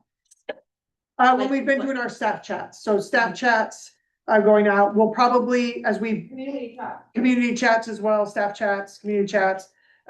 What we'll probably do as we start to finalize this, we may share it out via Parent Square over the summer. Hey, parents, here's our first glance of some of our short-term to long-term, give us your feedback. Because again, I need some guidance from you all today as we start to make these shifts of really working towards that accountability. Not that we have been, I want to be clear, we have been working through accountability, but now it's changing a little bit because of the way the law is written. So we're going to need to talk through a little bit of that. So that it has sort of been this soft launch of, hey, here's what we know of the accountability bill. This is coming. Here's our first look at it. I have more information now that we've really gotten in the last month that Emily and I are like, okay, this might work for us as a jumping off point, as a visual one pager. People can quickly see what our data is and what we're trying to accomplish for the year and where our long-term is. So while we're going to be working on the metrics throughout the summer to hopefully then be able to build this document and then be able to share out more publicly, probably via Parent Square, and then how we embed that into the buildings will be some of our next steps. Good question. We've got good feedback on it. They're like, no. Like one of the things they said is, can you put in, and you can't see it on here, one column we're gonna add is this, what's the current state data? So we'll have all of our students, focal group, state data, and what our district vision long-term achievement is. Okay, so here is the metrics. So I just want to show you this. So this is the state adopted performance growth target. So you can see for all of those areas, this is what the actual average state rate was for each of these areas for 24-25. On the right is the performance growth target, which they are expecting by 29-30, right? So there's a glide path for us to get to those data points specifically. So that is the state data, okay? The other part, the next page is just also same thing for the local metrics. You will see on the academic growth, because that's still a work in progress. And because that technically doesn't start till 27, I think we're gonna get some more information on that over the summer, but I wanna be clear, that is our number one request coming out of community and staff and chats across this year. And again, the workforce readiness, again, that's tied to our state report card. So we'll start looking into that because that was the number 2 thing. So that's the local metric and the potential performance growth target for 29-30 for those local metrics that we're required to pick. What does that number even mean? 120 points. It's an index for the number of kids that are prepared to go into the workforce or have the skills. So it's tied to the pathways from that perspective. I gotta dive a little bit more into that. It's I not did a not have. percentage, it's like the number of students. It's like an index number to, and again, I haven't had enough time to research that. That is some of the things that I will do here in the next month or so to get a better understanding of what we would need to do in our system to shift it from a data perspective to make sure. So it's a usable number, yes. Yes. And again, you can see like the state actual rate of multilingual and where they want to get, like, I feel good that we're moving in a positive direction with our multilingual. So we'll still present these and put these in front of you. But this will not, we're not going to put these as part of our local metric. We're going to just do one as required, and then we will continue to collect and do it the way we want to do it for the rest of them which, again, a lot of this we're already doing. Now, is the state going to split out by focal group too, or are they just going pure blended rates? With these? So that's a really good question. I believe we are going to have to set gap closing marks for our focal groups. And so that's some of the next steps that we're gonna be doing here in the next couple of weeks. I don't know if they're going to set the marks. All they have done is here's everybody, or this is the all, and this is what they've given us this far. We do have, and I'll show you, well, you're gonna see it here in a second. So those are the state metrics. That's what we're trying to get to. Why are we doing this? So I think it really is important before I start giving you the data of, so what happens if we don't reach our performance growth targets? Because I think this is going to be a very important part. You talked about accountability and that we've got to move the needle. We've got to move the needle. So here's what will happen. We'll get an annual review. Every school district will, on the progress they're making in each of these areas. Again, all students and then disaggregated student groups, which we have called focal groups. So they've referenced them as disaggregated student groups. We call them our focal groups within our school district. So annual review. After 2 years, if you are not meeting your growth targets, you will be required to accept coaching from the Oregon Department of Education. So they will have a coach that comes in and they will address the specific areas of needs that we may need to focus on. Okay, so that's after year 2. After 3 years or more of not meeting growth targets, then the districts will be required to participate in an intensive coaching program. And again, you'll have a dedicated team of experts. So you're talking multiple people then will be working with us across the district. That means district leadership, curriculum and instruction, our building principals, right? Everybody potentially is going to have a coach working on achievement. And then after 4 or more years of not meeting growth targets, ODE does have or will have the authority to direct up to 25% of our state school fund to tell us where we have to allocate our resources. From that perspective, again, I think it's still early.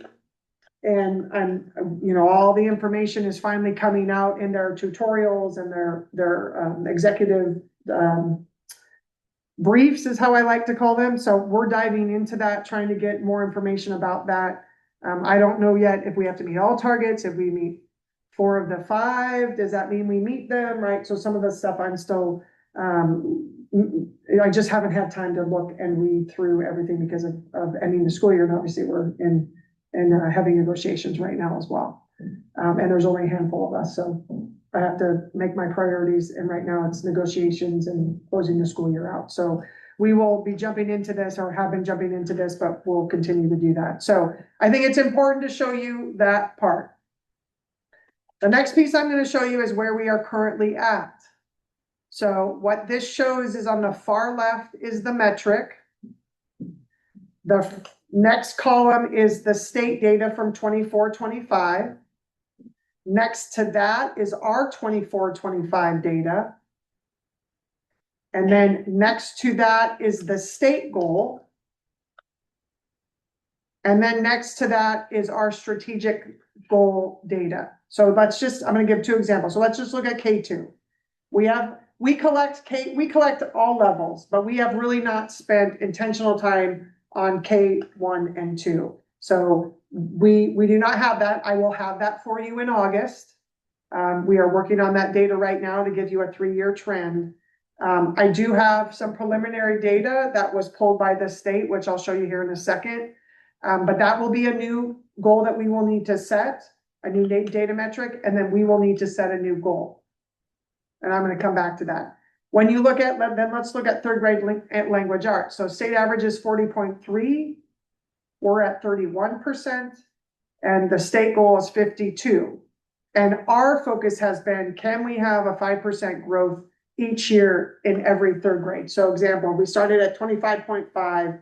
The next class, we wanted them to be at 30. The next class, we wanted them to be at 35. So we're trying to raise that growth up.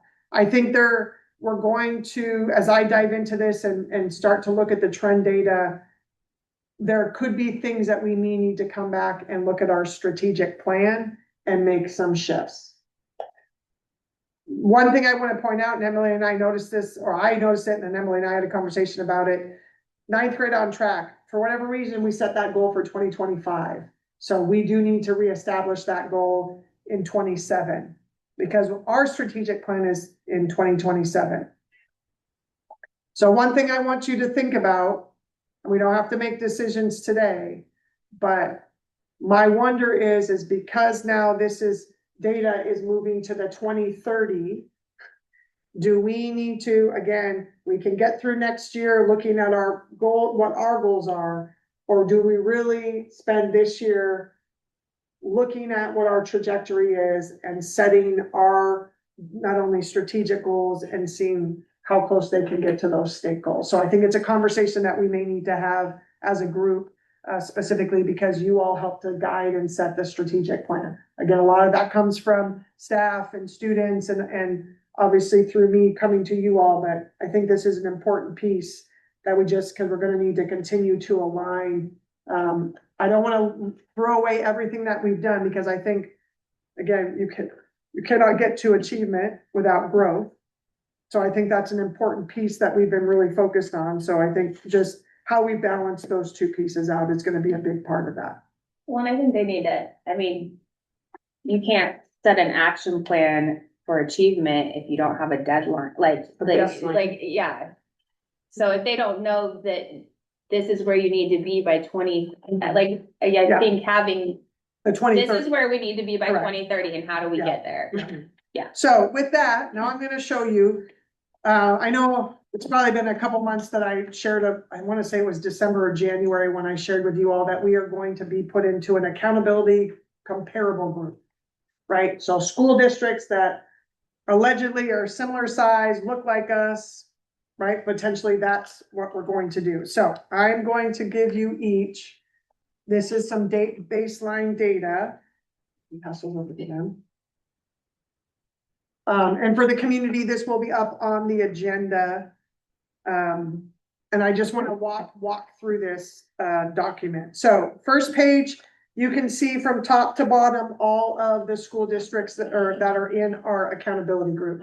So it's not just in the valley. You've got groups that are on the east side that are right up the road. Some school districts in Portland, outside of Portland. So we're all over the place of our grouping. And again, very similar demographics, although it's pretty broad range, as well as demographically the same. I have dove into a little bit of this. I think there's going to be some that I will, as I look at our data, I'm going to probably compare who really is looking like us, who does look like us, and have a little bit more of an intentional, but not that I'm not going to use this whole group, but a school district that has 5% Latino population is not going to help me,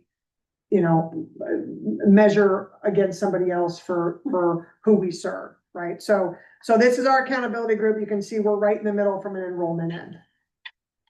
So that's the first one. If you go to the back page, and questions about this first page.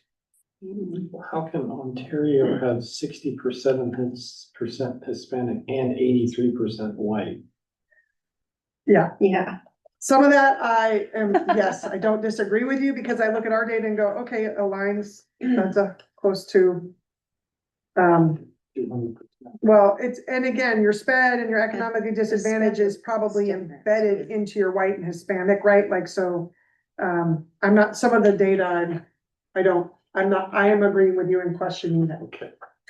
So if you go to the back side of that page, the front page, you should have K-12 regular attendance. So this is what I've done. I've highlighted where we are. And in the second column, so you see school district, and then you see in the gray that says state and district. So that is the state average and our district average. You can see of the 35 that we're in, we're ranked 27.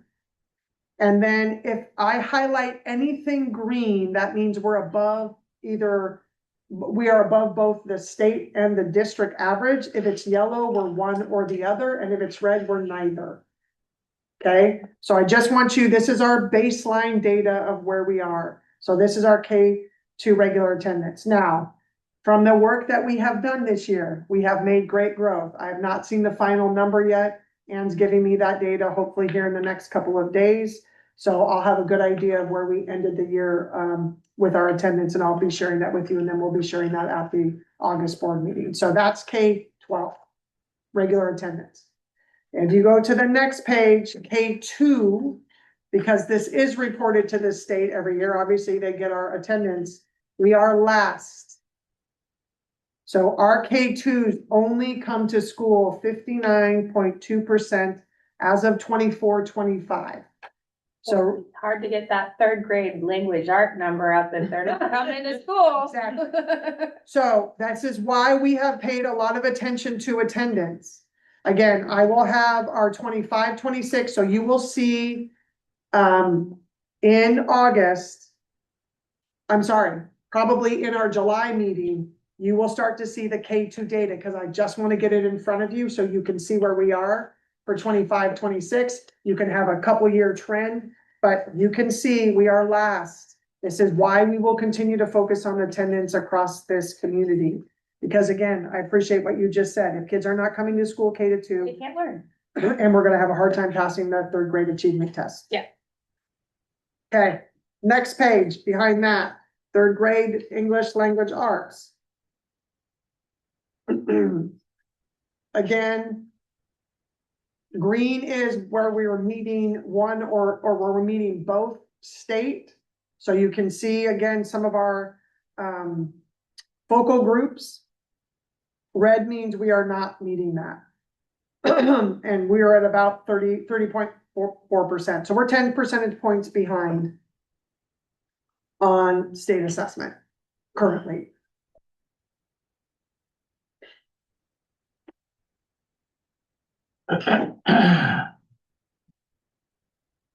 Okay. And then next page is 8th grade math, which is not, again, when we've had this conversation, so we're sitting at 12.5.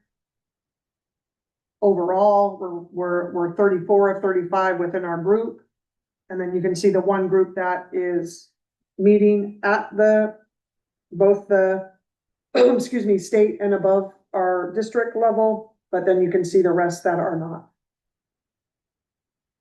Again, I think on the previous page, I think the work that we're doing with our language arts curriculum has improved. That's why we are higher up. I think there's still growth to be done. There's a lot of work that's been done this spring tied to standards and alignment, and the key things that we're doing. But again, this is partly why math is why we figured out how to get math into that so we can move forward with that. Well, that's 8th grade math. And I realize for whatever reason, we have 2 8th grade math, so ignore that second one. It's just a copy of the other. If you look at 9th grade on track, again, state average is 86. We're at 74. We're 33rd of the 35. And again, we have one group that is exceeding that, and then several groups that are below that. And then some of them, remember, if the ends, only one group is exceeding. Oh, We're still 5. I'm sorry, yes, they're exceeding, I apologize, you are correct, so that should be yellow. It was my fault, that should be yellow, so I will shift that. Nobody. No, I think there's only a couple of school districts that are doing that, yes. So we've got work to do in 9th grade on track. And then the final 2 pages, again, are 4-year graduation. You can see, again, that should be yellow also. Boy, until I did this late. We do have, state average is 83, the district is 77. And then you can see the different focal groups. So we're 29 out of 35. So a little bit better. But work to be done. And then the final page is your 5-year completer rate. So again, you can see that we are, some of them are meeting the 5-year completer, which again, as I've shared with you all, our goal is, yes, we want as many of them across in 4 years, but sometimes it does take kids a little bit longer, and that's why the 5th year is an important piece of this conversation. So this is baseline. Again, we have been growing, but we need to grow more. And so this is going to be a real big topic of conversation. Again, there's bringing Amy on board, us doing adoptions of curriculum and the work that she continues to do. But there is going to be pressure on the accountability and us moving forward as a district in supporting our kids for their learning. I'm going to say this again. It is really important that kids come to school. Attendance is our first one that we really have to get consistent, because the more consistent, and there's going to be some data I will share with you all on the Friday report of one building that has done a pretty good job of increasing their attendance, and their test scores and some of those pieces are going in that same direction because of that. I truly believe that. So this is so really what I want to be able to do. So here's next steps, just so you all have those, because I think it's important of as we do this. So we do need to do a local metric approval. My potential, we've talked about, do we share them out one more last time with the community? Again, we've done surveys before, do it for a couple weeks here to say, hey, we are needing to make a final decision. We've gotten some feedback as we've done community chats and staff chats. Here's your last chance to give us some information on each of these areas, and would give the areas, and please rank 1 through 5. So I just want your thoughts on, should we do that one last time, potentially to get a little bit more voice from the community on our local metric. But right now it's our universal screener from the meetings that we've had over the last few, well, really throughout the school year. And that's the 5th grade science. Yeah, that local, so 5th grade science, universal screener, CTE. What am I missing? What am I missing? IB classes, thank you. My multilingual, and then your advanced courses.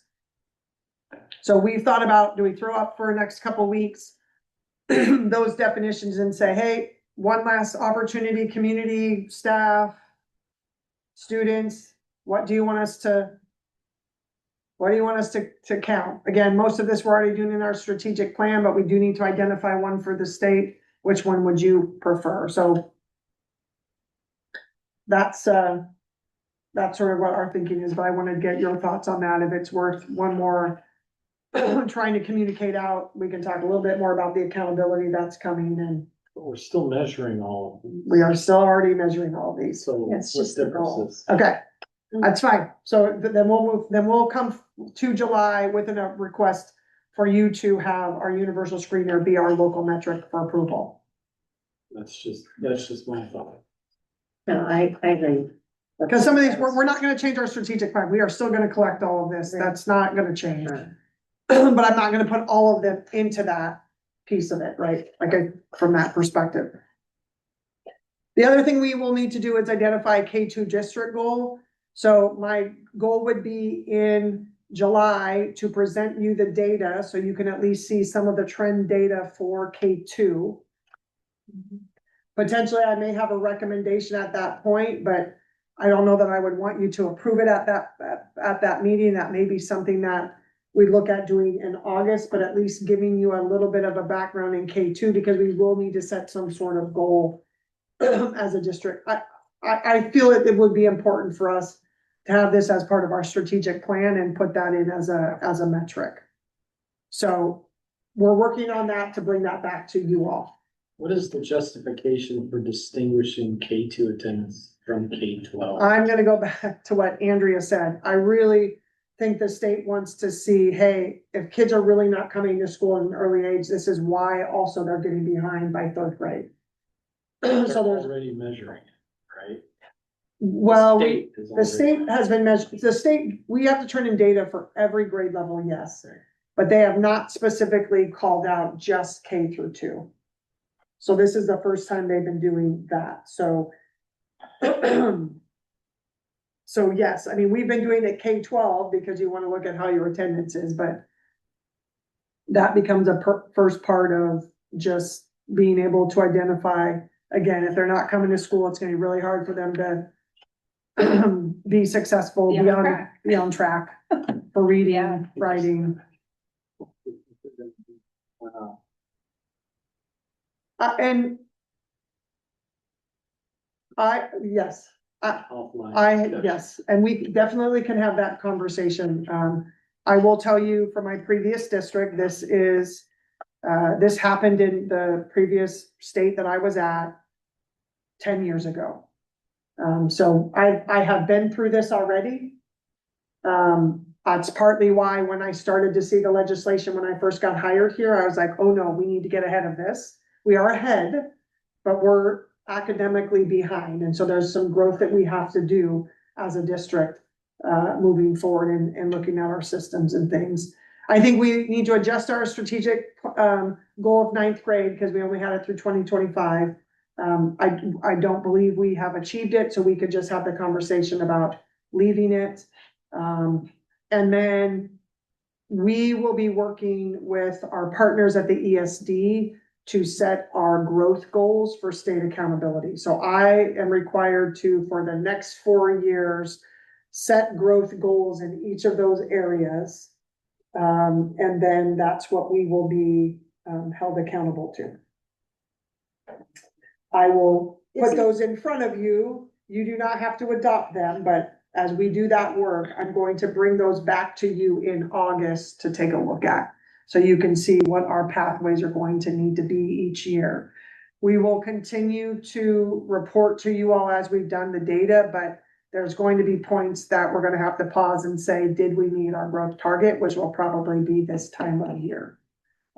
Didn't we talk about this when this first came up, like Yep. a year and a half ago, about Yep. how there might be a goal for the state and also our stretch goal? Correct. Totally different. Correct. Okay. And I think we need to, I think it's a really important that we do both of those, because But the state goals look, from where we're currently Yeah. at, they look they're very pretty similar. stretchy. Yeah, They're pretty stretchy. yes.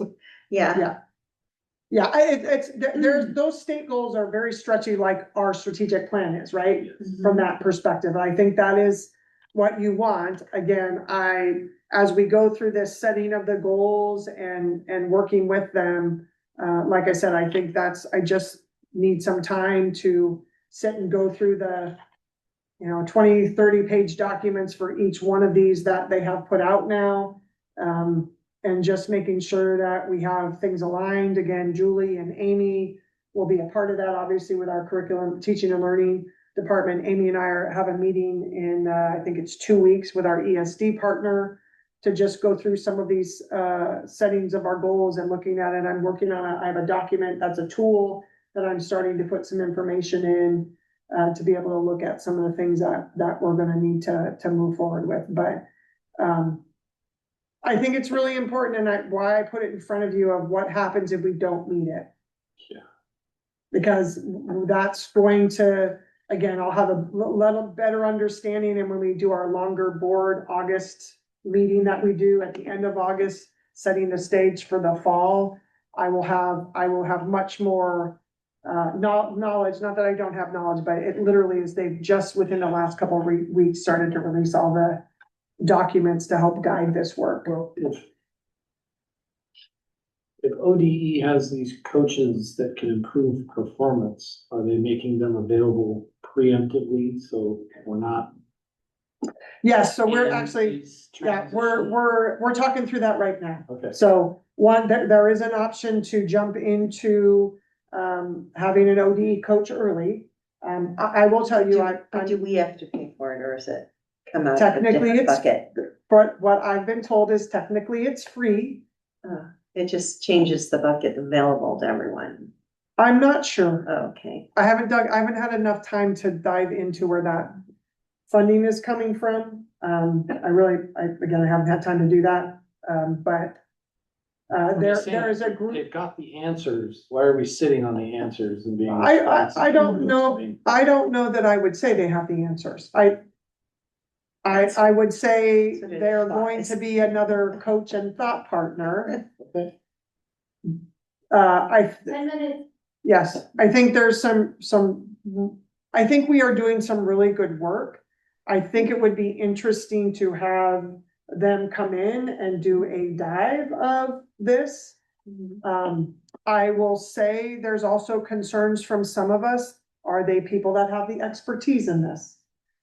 So that is, again, I've asked questions because I have done some inquiry into getting a district coach of this sort from ODE, and how much voice do we get in the person? If I get the person and I don't think that they're listening to us or directing us in the right way, what's my flexibility of that, right? Like some of those questions I've started to ask just to get an understanding of what that would look like. Cost was the first thing. When they said, hey, this is a potential option, that's the first place I went is, well, how much is this costing me now? Because I can't afford to take that out of another bucket. Again, it's free. And so, we're working through that. Amy and I've had a general conversation about it. We are going to have, when we meet with the ESD, a little bit more robust conversation of this is something that we want to start to put into place just to see how it goes next year. Other concern I have is because just it's human nature for people to look at the ranking without like. The demographics. About how the Absolutely. numbers work. And it's not Agree. just the demographic, but I don't know that these numbers seem, right.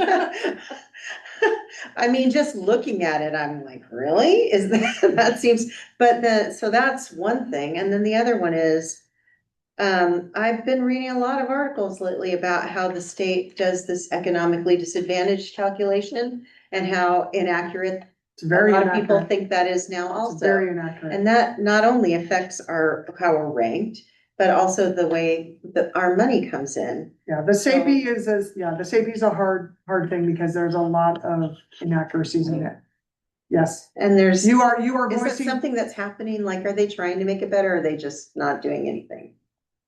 I will say the presentations that we have had have been, well, this SAPI is what we have, and it's the data that we have, and then we've asked questions like, well, but the SAPI is really clear on their errors, like 50%. Like that's their error.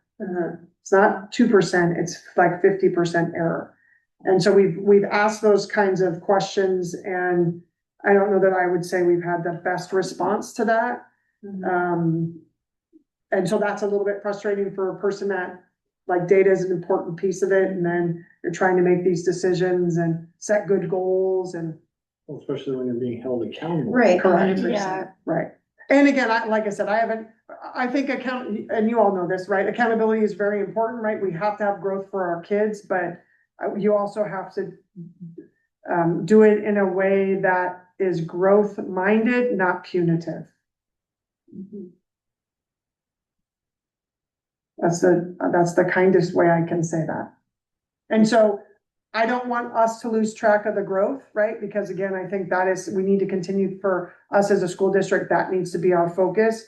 But we are going to dive into to say, hey, some of these areas, and then those will be conversations that we'll continue to have with, obviously our building leaders, our union leaders, as we start to look and set these goals.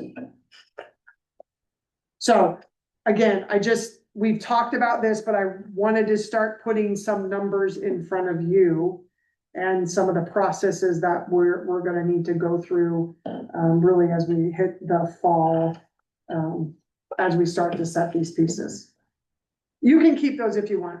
Like I said, I think this is still beginning stages of it, so you can keep those right now as you need. Other questions for me? So like I said, I wanted to get this to you as a jumping off point.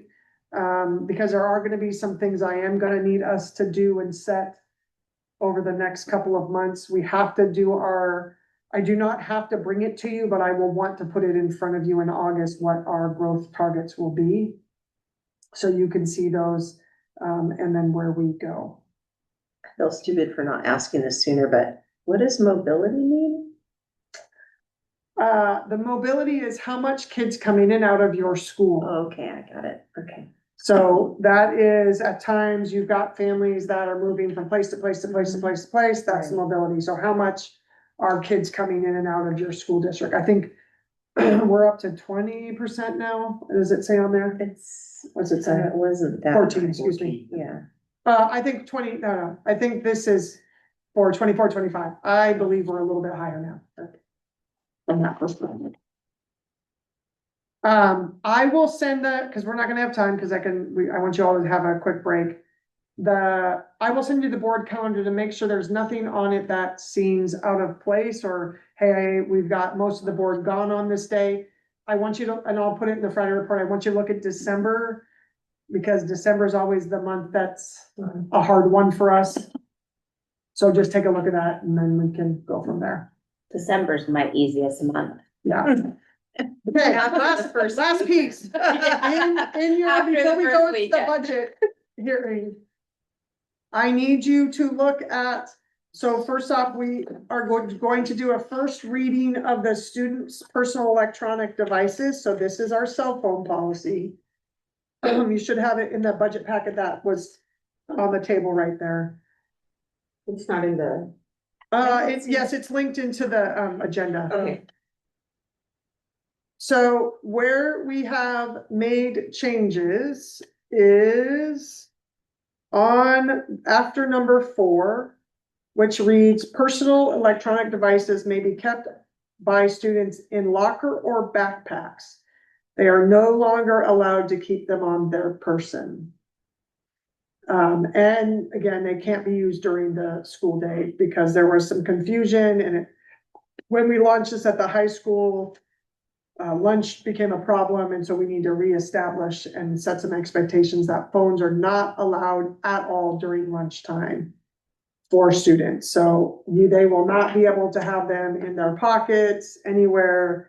They will have to be in their backpacks or their lockers. So that is the obviously, request. That is a request coming from lots of different people, students, staff, family, or community. But backpack parents. is like, if they always have their backpack on them. then- Right. But it's not in their actual pockets. The issues were going to the bathroom, taking my cell phone with me. If they're in their backpacks, then they're having to dig through them, and then hopefully that will solve it. So this is our first part of that. And then you can see, we crossed out in that next paragraph, students in violation of this policy will be subject to discipline action. Discipline for use of personal electronic devices may not include loss of instructional time for students, including suspensions or expulsions. So that we cannot change.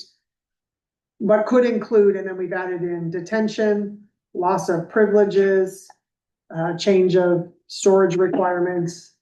Again, that there could be things where we have to, And for like, what is the discipline for the offense didn't in the remember moment? Do we remove the phone Yeah, and lock phones it have up for been- the rest of the phones day? have been taken to the office and kids or families have to pick them up.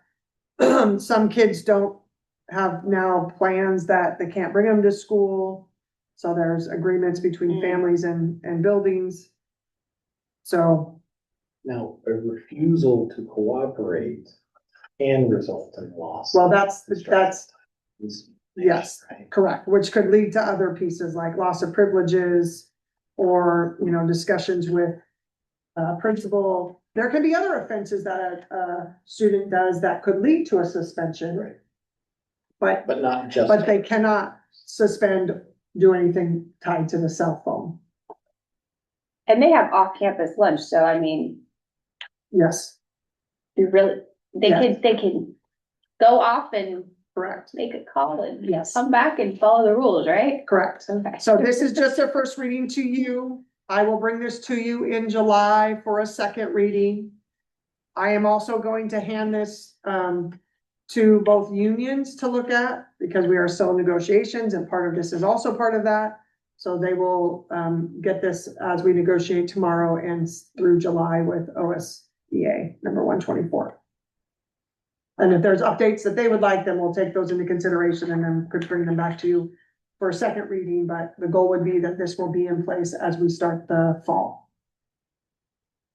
So, like what you were just saying, it can include, like, where would the actual process of how you would go through what the punishment would be like?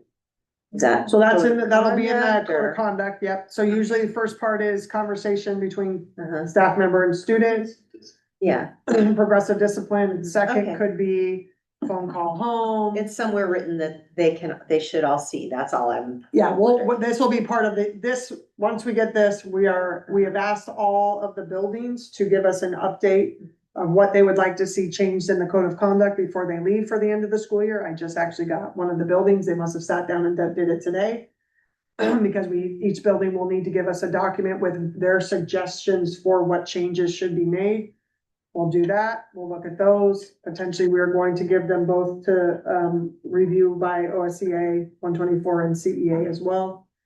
To look at that code of conduct and give us, recommendations from that perspective. So this first reading we're gonna do tonight? We just did it, Oh, that was it? That was Just it. those highlighted changes? yep, Okay. that's it. Now, the second one, this is a second reading, so the second one is the fund balance. So we did a first reading at the last meeting. Where, based on what was, shared from the budget committee, that we have shifted the fund balance DBD to a ending fund cash balance of at least 6% of total adopted operational revenues. So we do need a vote on this, so that when you go into the budget meeting, and some of the information I've shared with you and what I will share with you today would allow you the flexibility to make this change. And can we put any kind of timeline on this? Like to You can- revise you- at next You can year's say to budget me, cycle? you could say to me in January, any one of you can say, hey, I would like to potentially move DBD back to 7%. I can make that change, and then we go through the process. I would bring it as a first reading, we would have a conversation about it, so absolutely, there is, absolutely, you all can come back with those changes as you see fit.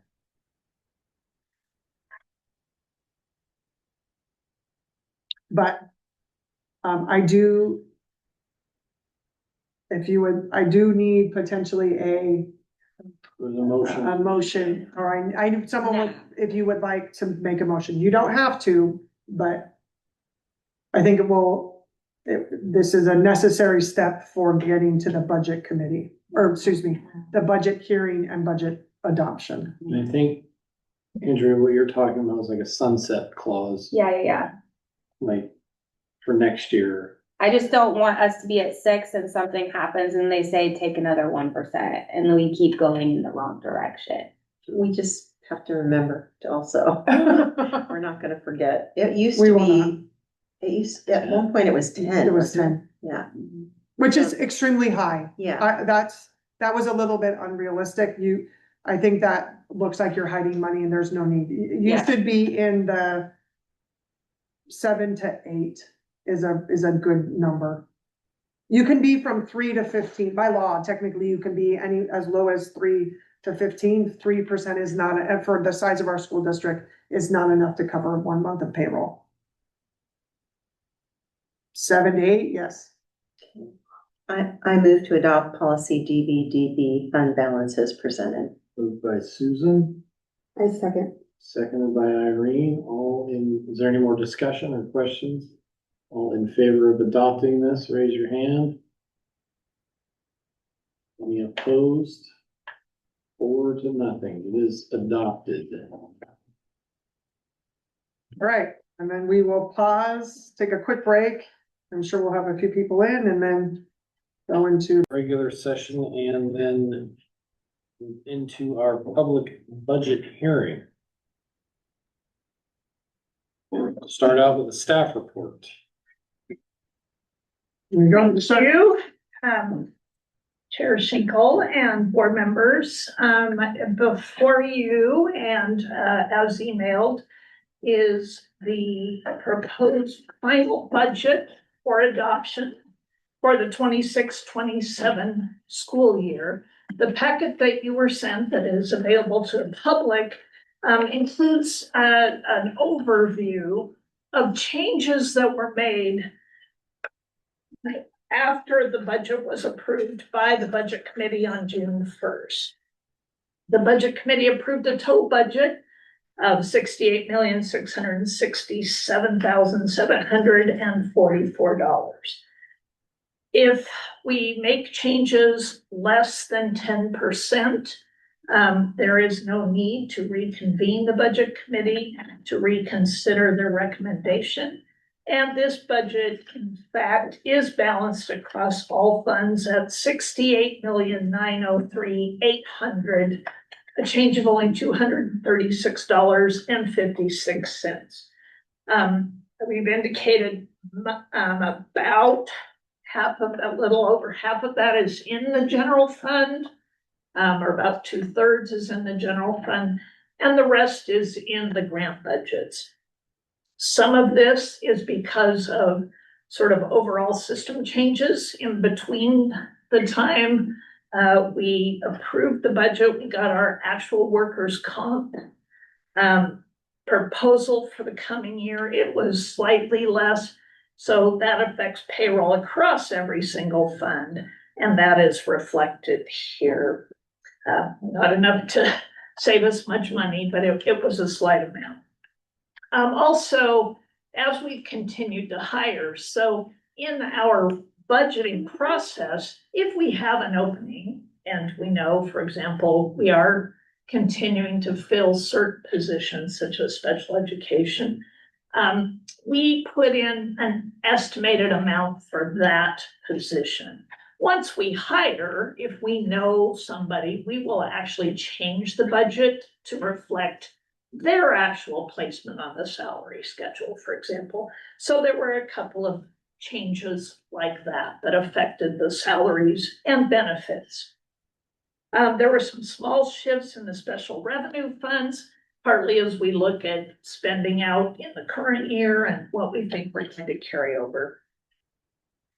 The main changes, as I mentioned, are in the general fund. So as you can see in our summary, and then I've added a little spreadsheet to sort of show there are changes on both the revenue side and the expense side. This budget adds back the school-based mental health services at what was identified as the mid-level when presented to the budget committee. This includes 3 elementary mental health, either mental health associates or mental health therapists, plus support from the supervisor, the Polk County supervisor, for high needs at the secondary as described by the county.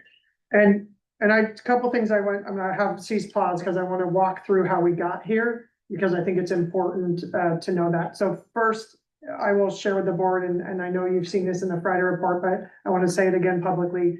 We are continuing to freeze and review any positions that come vacant due to retirement or resignations. We had a couple of those take place as we were ending the school year. So we are still looking into those positions, looking at our enrollment. Are those positions needed? So some of that work will continue over the summer if we do have retirements or resignations, because that could still come throughout the summer. So that strategy is still in place as we go prepare for the 26-27 school year. I'm advising to use a 0.5 percentage point from the contingency. That's 225,000. Again, as I've shared with you all, I think we need to be very careful about that, but we're hearing the voices, and I think a 0.5 is acceptable, but I think we need to be very, very aware of that. So recommendation is to use 0.5 of the contingency. We also are eliminating the Get Fit funding out of the general fund. So they have some grants that they receive to help our wellness programming, but the 20,000 that we set aside in the general fund, that has been cut. But again, we're still working on off of those grants. We are, because of the amount of staff that we have reduced at the district office, we are moving, and then one of our programs is moving back to the high school. We're moving all of the staff from the annex back into this building. The annex will be used on a minimum basis for when we have large professional learning, if people want to rent it, or if we do have tutoring, because there are rooms in there that are good tutoring spaces that we can do at the annex. So that saves us about, we think, a little under 15,000, 14,000, again, mostly in utilities. We'll still have to keep the heat on, those types of things, but keeping the lights off and those types of things can save us that amount of money over the year. We also had a credit. There was a nurse as part of last year that we had a vacancy. So we received a credit back from the Willamette ESD, a little over $84,000. As we've shared with you, there was a slight increase in the state school fund estimate that we received on June 15th. We are using about $80,000 of that to be able to get us and close out, to be able to get to almost that total amount is 424. We will figure out the 3,000 extra dollars that we need to find. But those are the main areas of which we will be taking the money out of, or we're advising the board to take the money to be able to fund the 3 mental health at the elementary, that middle level. At this point, we do not have the funds to do all 5. Again, we're still in negotiations with both unions. Those are not complete. With that in mind, this is the best that we can do at this time, that we feel the most comfortable with. Can you review those 3 again really quickly? Just all of these? bang, bang, Yep. yeah. 0.5 contingency of, which is 225,000. It's actually 220,452 on my little spreadsheet, but because it's a percentage of operating revenue, so it Yeah. varies, but yeah. The elimination of Get Fit out of the general fund, which is 200,000. 20,000, excuse me. 225, 20,000. Closing of the annex, or I would say limiting the use of the annex, so that will save us about 14,408, we estimate. Credit of the nurse back to us saves us $84,180. And then $80,969 from the state school fund estimate that we received back on 6/15. That's an adjustment. So a total of, we get to a total of 424,557. Is that right? Well, the way I did it on this spreadsheet, it's a little harder to follow potentially, and I'm sorry about that, but it adds up to about $170,000 in revenue with an offset of $170,800 in expenses. So it's adding revenue, but also reducing expenses. So it doesn't, to get to the 427, which is the number we were using, or the 424. It's a combination of revenue and expenses. Yes. So including, sorry. No, go ahead. So including these numbers, that's the $68,903,800. Correct. Correct. If now that these adjustments have been made and the small adjustments have been made to the grant funds as well, that gives us to the total budget $68,903,800. So again, that is the basis of the changes. All of the documents behind that include our budget introduction, the various graphs, and some information about the 3-year history of the funds, and summaries of the funds. Those summaries changed by the $236,056 since what you saw at the budget committee approval. But this recommendation, is to adopt this budget with those changes, and those were the primary changes, other than some small things, like I say, for benefits or, the workers' comp, or some small adjustments to pay. And we reviewed that stress test document during the budget committee and also at the last board meeting. But because this is the recommendation, after considering that, I don't see that it's included in here anymore as for reference. The stress test, Yeah, it is not, I did not, that has not been in the budget Yeah. document. We can add it. The budget document will be several hundred pages. It'll be nicely. there'll be room for squiggled one down. more page.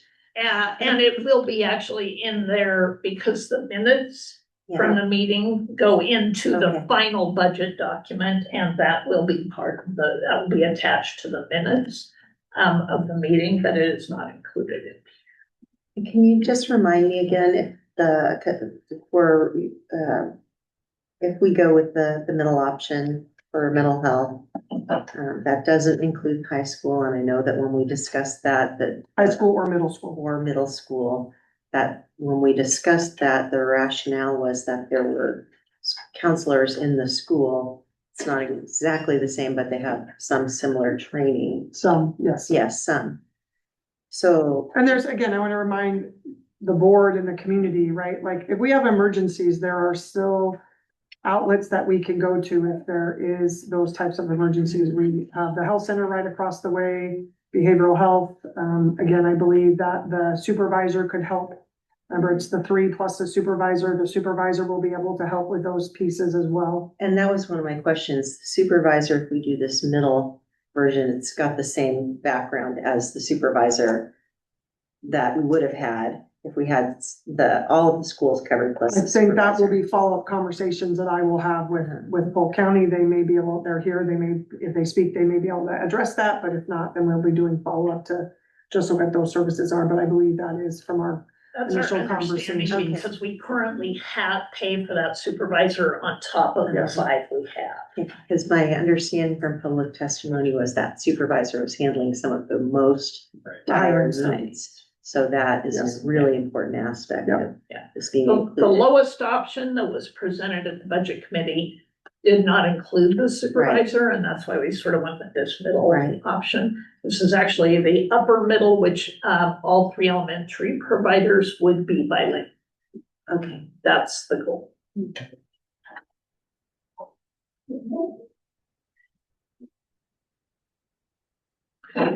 So other questions about the, any other changes or any other numbers that you can see there in your packet?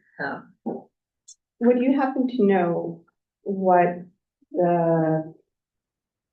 like how much were we short to be able to cover all of the mental health, the complete mental health? Yeah, the current, to maintain current service level was 622,912.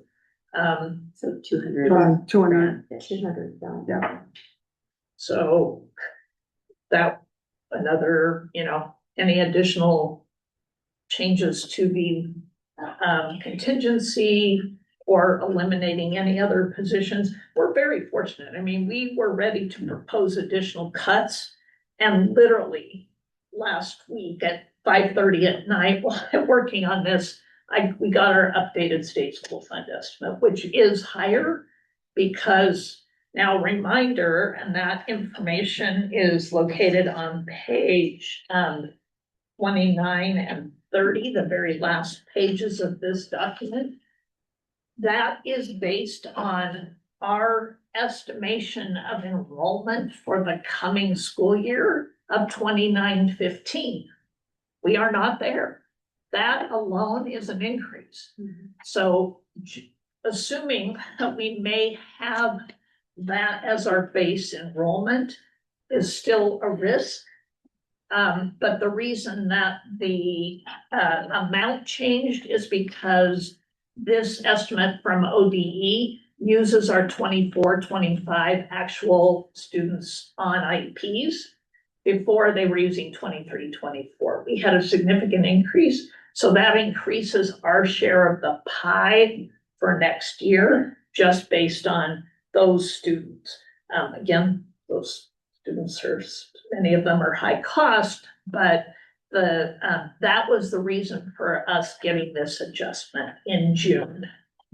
But it's still based on higher enrollment than we have. It's still something come our September, our 10-day drop in October, we'll be looking at that. And if we have to adjust that down, that amount goes down, which is why we are not using the full amount of the adjustment to fund things, because we really need to hold some in reserve based on the fact that this is still fairly optimistic enrollment. But we were prepared to offer additional cuts when that added potential revenue came in. We put a portion of it towards balancing this request. Even if we put the whole thing, it wouldn't get you to the 5. So you said questions about the motion. Should I wait until then to ask? Right, this is the hearing. So once we present information, the board asks questions, then you would open it up for public comment, and then close the hearing, and then we'll go back to the business meeting to have deliberations. So wait. Yes, so wait. Any So other that- questions or discussion? Board members regarding the budget? I'm happy that some of the things we talked about as possibilities are not on here. Or changes in expenses, At this point, so that's real progress. Emily, did Mark ever jump on No. online? Okay, there's no other board members online. Okay, so if there's no other questions for Cease on the budget, we will open it to public comments on topic of budget hearing only.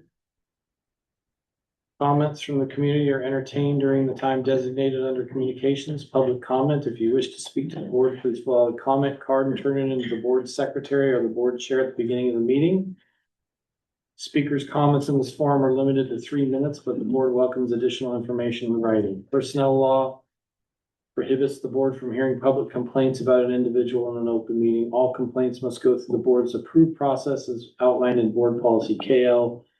This form may be found at our website or by calling the district office. Typically, a speaker's comment is taken under advisement to allow time for the board to review an issue. However, the board chair or other board members may ask the speaker for additional information or may convey to the speaker some information that addresses their comment. Please note on the speaker card if you would like to receive follow-up communication, and if so, what avenue is preferred. Thank you for your attendance. I have one card. Emily, is there anybody online waiting to make comments? No. Okay. So is it Erica Hendren?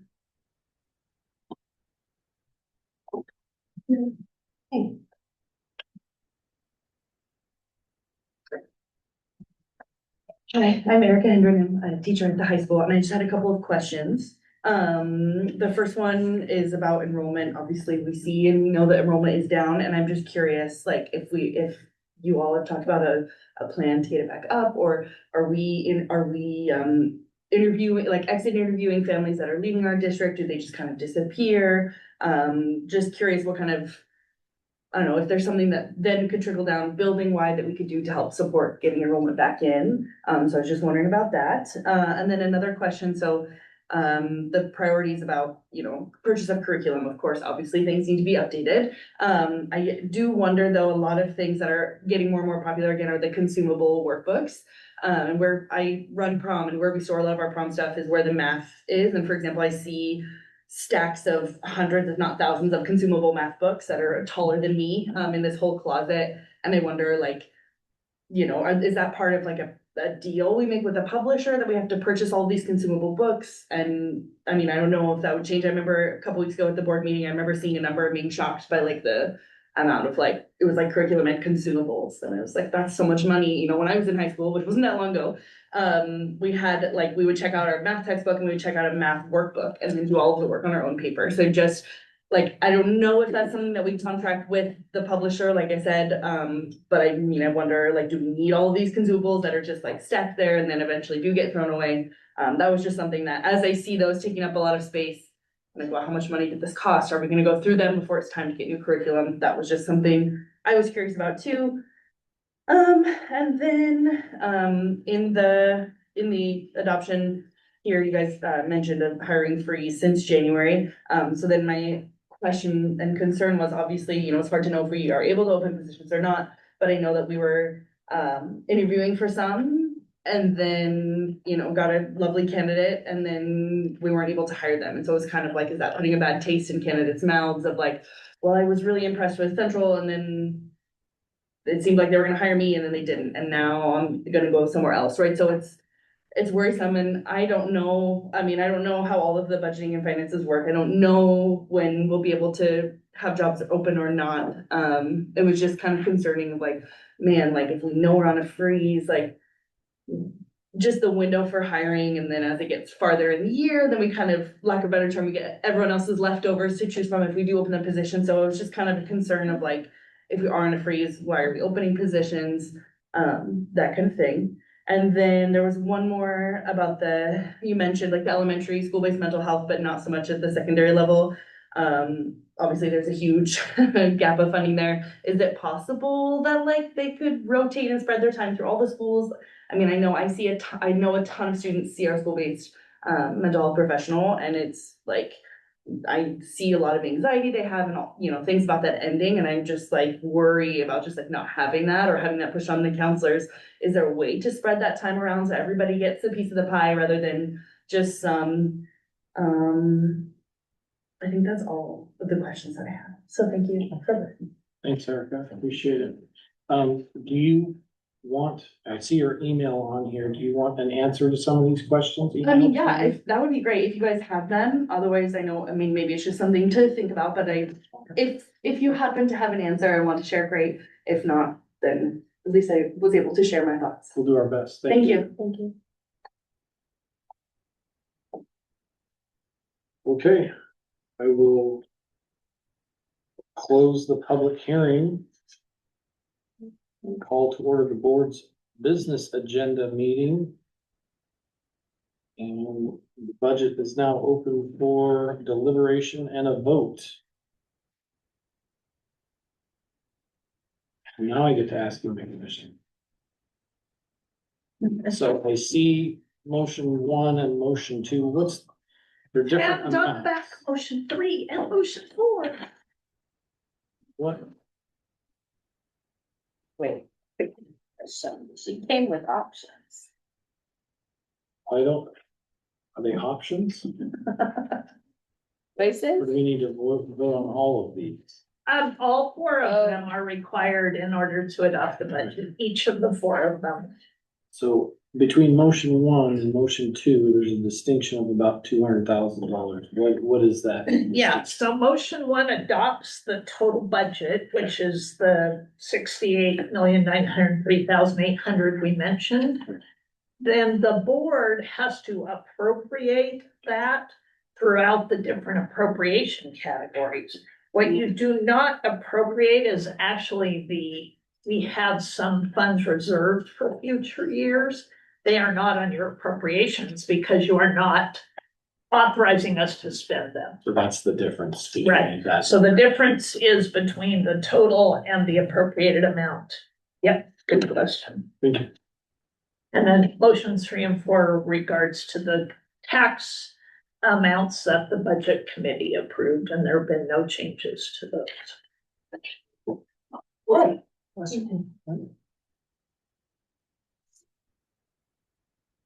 Any other questions, comments by members of the board?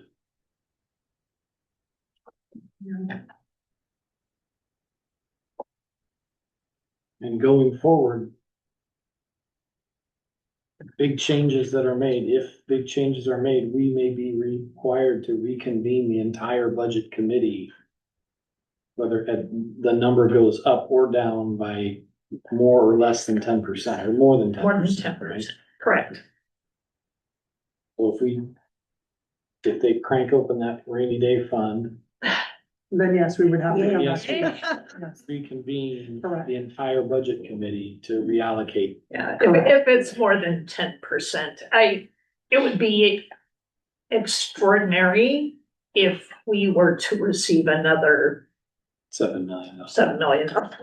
Yeah. I don't anticipate that would be an amount we would look towards. So I doubt we would be looking at, But they and did, again, the Did, yes. 68,900,000 includes all our grant funds. So the general fund, we would be adopting at 50,786,000. So it'd only be a $5 million new appropriation to us to adjust the general fund, but I don't anticipate that.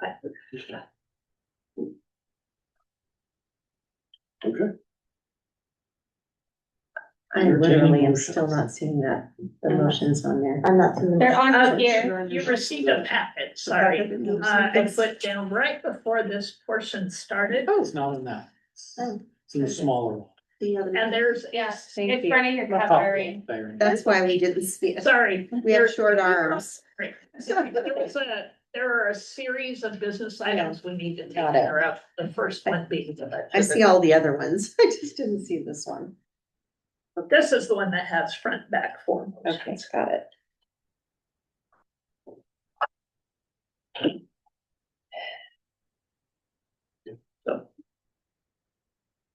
And generally take them one at a time, I think. And yeah, just one more, it's not really a question, it's more of a comment, but if a miracle occurs and they do break open some part of that fund, not enough for the budget committee to reconvene, can we just register our interest in having the counselors back in the high school? Oh, yeah, I would say if there's any movement in funding, that would be where we would go. I mean, that, I'm sure that we would be asking the board, what do you want us to do?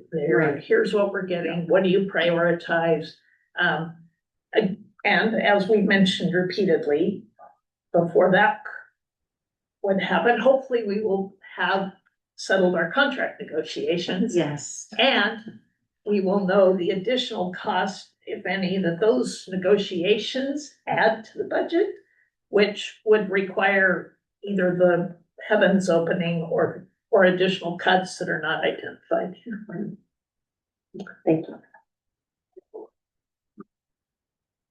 So I'm going to make a motion then. Let's hear it. I move that the Board of Directors of Polk County School District number 13J resolve to adopt the budget for fiscal year 2026 to 27 in the total amount of $68,903,800 now on file at the district administration office. Moved by Susan, I second that. second by Andrea. Any other discussion? All those in favor, raise your hand. 4. It is unanimous, motion carries. Looking for a second motion to appropriate funds. Written right under motion 2. Don't be shy. Go for it, Harry. I move that the Board of Directors of Polk County School District number 13J resolve the amounts shown below, $68,705,544 are hereby appropriated for the fiscal year beginning July 1st, 2026 for the purposes shown below. Moved by Irene. Second Second. by Susan. All in favor, raise your hand. It's unanimous, motion carries. Next page, motion number 3. I move that the Board of Directors of Polk County School District 13J resolve to impose ad valorem property taxes upon the assessed value of all taxable property within the district for tax year 24-25. That should be, sorry, 2026. correction, 2026. 6 to 27. One at, I read both of those, Yep. right? One at the permanent tax rate of $4.8834 per 1,000 of assessed value for operating purposes, and 2 in the amount of $5,272,434 for debt service on general obligation bonds. Moved by Andrea, I'll second. second by Susan. All those in favor, raise your hand. It's unanimous, motion carries 4-0. Motion number 4. I move that the Board of Directors of Polk County School District 13J resolve to categorize the taxes imposed for purposes of Article 11, Section 11B as follows. Permanent rate tax subject to the education limit of $4.8834 or $4.8834 per thousand of assessed value, and general obligation debt service bonds, Series 2013 and 2015, excluded from constitutional limits in the amount of $5,272,434 for debt service on general obligation bonds 2013B and 2015. Moved by Susan, seconded by Andrea. All those in favor, raise your hand. 4-0. Motion carries. All right, thank you. We do have a few other business items to take care of as we wrap up this fiscal year. And most of them are relatively straightforward. Let me explain to you the next item in your packet I handed you, which is a supplemental budget request. So Oregon budget law requires a public process to make changes to our adopted budget. And in this case, we hopefully only have this one. Typically, we find ourselves maybe changing among those appropriation categories. In this case, this is regarding that debt service for the current 25-26 fiscal year. Bond 2013B is the one that we did some prepayment on. There were some changes in the calculation of the interest because of that prepayment. This year, additional interest amounts to $32,018. We do have plenty of revenue to cover that. Our revenue often exceeds the amount, and that additional revenue is actually used to reduce future years' tax levy, which it has been calculated. This does not change the appropriated amount for debt service by more than 10%, does not require a public hearing or engagement by the budget committee. But it would in fact allow us to make that final debt service payment for the current year. And there is a proposed motion at the bottom of that page. I move to adopt supplemental budget 26-1 to increase appropriation for the GOB debt service fund by $32,018 as proposed. Moved by Andrea, And second. seconded by Irene. Any discussion or questions? All those in favor, raise your hand. 4-0. Motion carries. Thank you. We, each year, you appoint officers of the district who are authorized as signatories. This is an amendment for the rest of the current year. Once we start the new fiscal year and if you have new board officers, we will bring this back to you. But the amendment adds Amy Jackson. As you all know, Jason Clark is retiring. Yes, Jackson. Sorry. Oh, we're Thank missing you. an S. Good job. Jason is retiring. He is currently an authorized signer and actually is a signatory on our bank accounts. for internal and fiscal control reasons, for example, I do not sign on the bank accounts. So we have someone who is not directly involved in financial statement reporting. And that has been Jason. Because he will be retiring, we've added our director of curriculum, Amy Jackson, and need to get her signed on to bank accounts. Again, if you change officers at the beginning of 26-27, we'll be bringing this back, but this is to get the process rolling, to get Amy started. There's a suggested motion at the bottom, right, with that correction. Jackson. I move to adopt the operating resolution authorizing the positions as presented. Moved by Irene, seconded by Andrea. Those in favor, raise your hand. 4 to nothing, motion carries. In the past few years, you have gotten information from our auditors regarding best practices. It's not an audit finding, but they do recommend that you consider engaging our insurance company to give us a quote on an additional what's considered the crime policy. Our property casualty and liability insurance includes a crime policy that covers employee dishonesty, forgery, alteration, computer fraud, funds transfer fraud, those kind of things. The crime policy that PACE, our insurer, offers meets the legal fiduciary requirements, which is currently a $500,000 limit and the premium on that for the coming year is $4,018.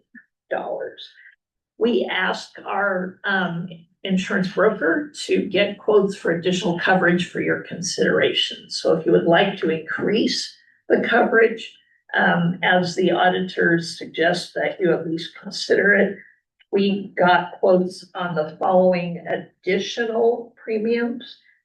We can get an additional $500,000 for a $5,000 deductible. That first one is our current premium. To get $750 with the same current deductible of $5,000 would be an increase of around $1,300. And if you wanted to go to $1 million worth of coverage, the required deductible jumps to $10,000 and the premium jumps to $64.89. So when they made the recommendation, it's just based on best practice, based on all of their exposure to other districts, because they work with districts. With other entities. Okay. Right, again, this meets our current policy meets the requirement for government entities. $500,000 is a requirement. Any additional is optional.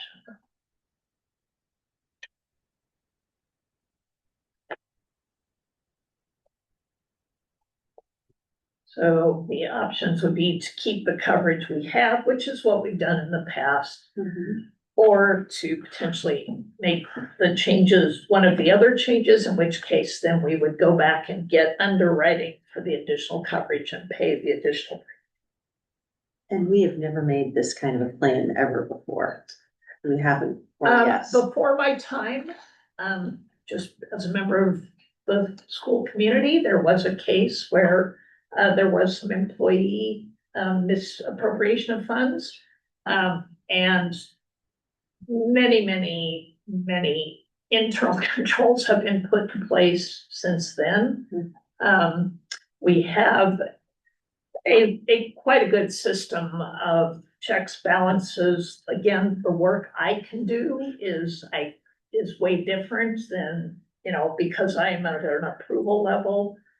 We even have a system where Jen has to look at bank statements, right? Every month. Every month, I go through she looks at every our month. actual summary bank statements, so that there's an additional. I go through, I look at checks, I make sure we're paying what we need to pay, again, anything from unions dues to PERS fees to utilities. Again, I think we put it, again, in my tenure here, we have lots of checks and balances that were in place and that we continue to put in place. Again. And we used to, the school buildings, they used to use their own accounting systems. So there was they would have QuickBooks or something to do all their student body accounting. Again, based on recommendations from auditors and best practices, we moved all of that to the district office. So if they need to expend to get new basketball uniforms, it goes through the same process as if they are purchasing textbooks. It goes through the building approval process. It comes through my approval process. It's handled by folks in my department, reconciled through our department, and then signed off by Jen. So we've added a lot of internal controls to. Is there any appetite to increase our coverage for anyone? Just being where we were at and what we had to figure out, I don't know that I'm comfortable with. Oh, yeah, no, I don't, spending I mean, it's more. not very much money, but still, Yeah. if we have all the right practices in place. And just from my own experience working with auditors, they are always going to be extra. Correct. That's their job. That's their job. So I'm fine with maintaining, I don't know. We ask, when we ask our broker for a quote, we've asked even larger districts, do they know of other districts that are adding? And they said typically not, unless they might find it on a smaller district that doesn't have our level of internal control. Yeah, okay. There are a couple of motions down there at the bottom. I'll make a motion that Alright. I move that the district maintain the current crime policy that meets fiduciary requirements for public officials at the level of $500,000 of coverage. Moved by Susan, seconded by Andrea. All those in favor, raise your hand. 4, 0 against, it is unanimous. The next one refers to our construction excise tax, and we're mostly familiar with this. Each year, the Oregon Department of Revenue establishes a rate at which school districts can charge for new construction or additional square footage on any construction in the district. That money goes into our construction excise tax capital fund. That money is what was used to pay for the turf project. It is money that can be used for any expansion or capital needs that we've identified. And the district has always allocated the maximum amount, so we can actually allocate less. We can approve charging less than the maximum rate. We cannot exceed the maximum rate. So on the back of your sheet, the maximum allowable rates authorized for 26-27.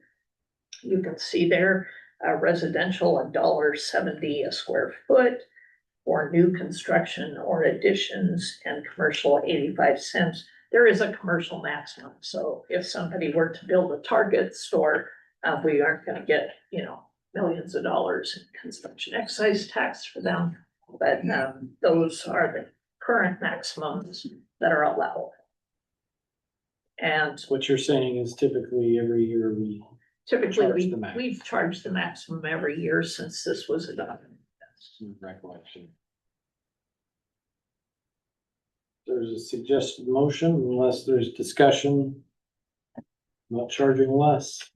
I move to adopt the resolution reauthorizing the collection of construction excise tax and impose the indexed tax rate limits for construction excise tax for the fiscal year 26-27 to be effective immediately upon signing of the resolution. Moved by Andrea, seconded by Irene. All those in favor, raise your hand. Motion passes 4-0. Thank you. We send that out to the cities and the Polk County who collect that for us, so that they can begin collecting on any building permits they get as of July. We also each year bring before you our designated financial institutions. This list is unchanged since last year, but these are the depositories we use. They are all listed on the Oregon Treasurer's website of approved financial institutions. She's still changed Umpqua back to Columbia. Yeah, We'll see what it will be next week, but this week. yeah. It might be. I was gonna say, it's that for a going little back. while. Yeah, actually, thank you. It is Columbia. None of which I worked for. When I worked for them and they had two different names, if neither of them was Umpqua or Columbia. Commercial and West Coast, right? Commercial and West Coast. All right, there's a suggested motion down, unless there's any discussion or objection to this list of institutions. There's a suggested motion at the bottom.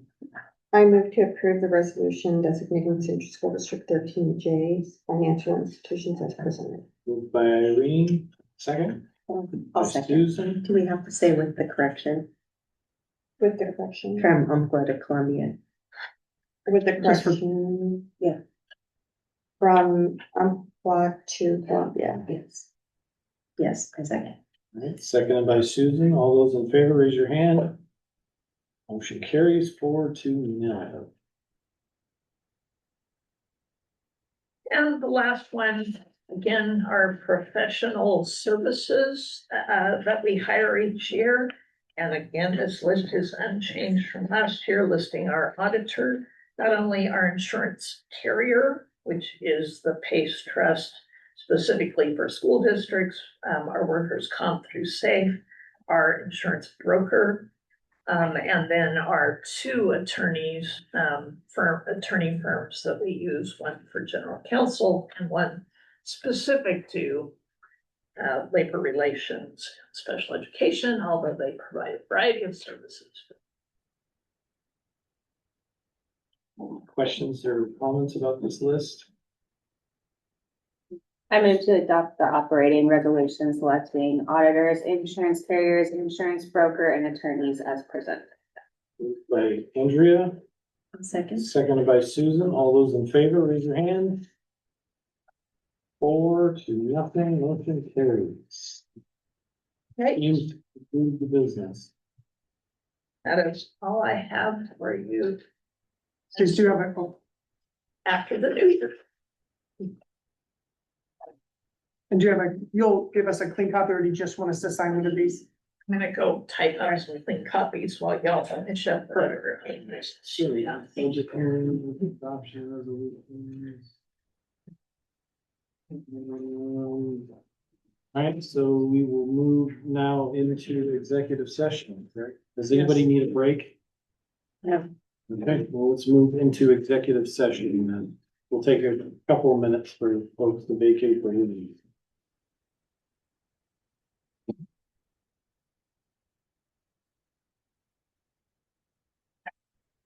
Need to read this down. Yes. Under the provisions of ORS 1.192.660 open meeting law, the Board of Directors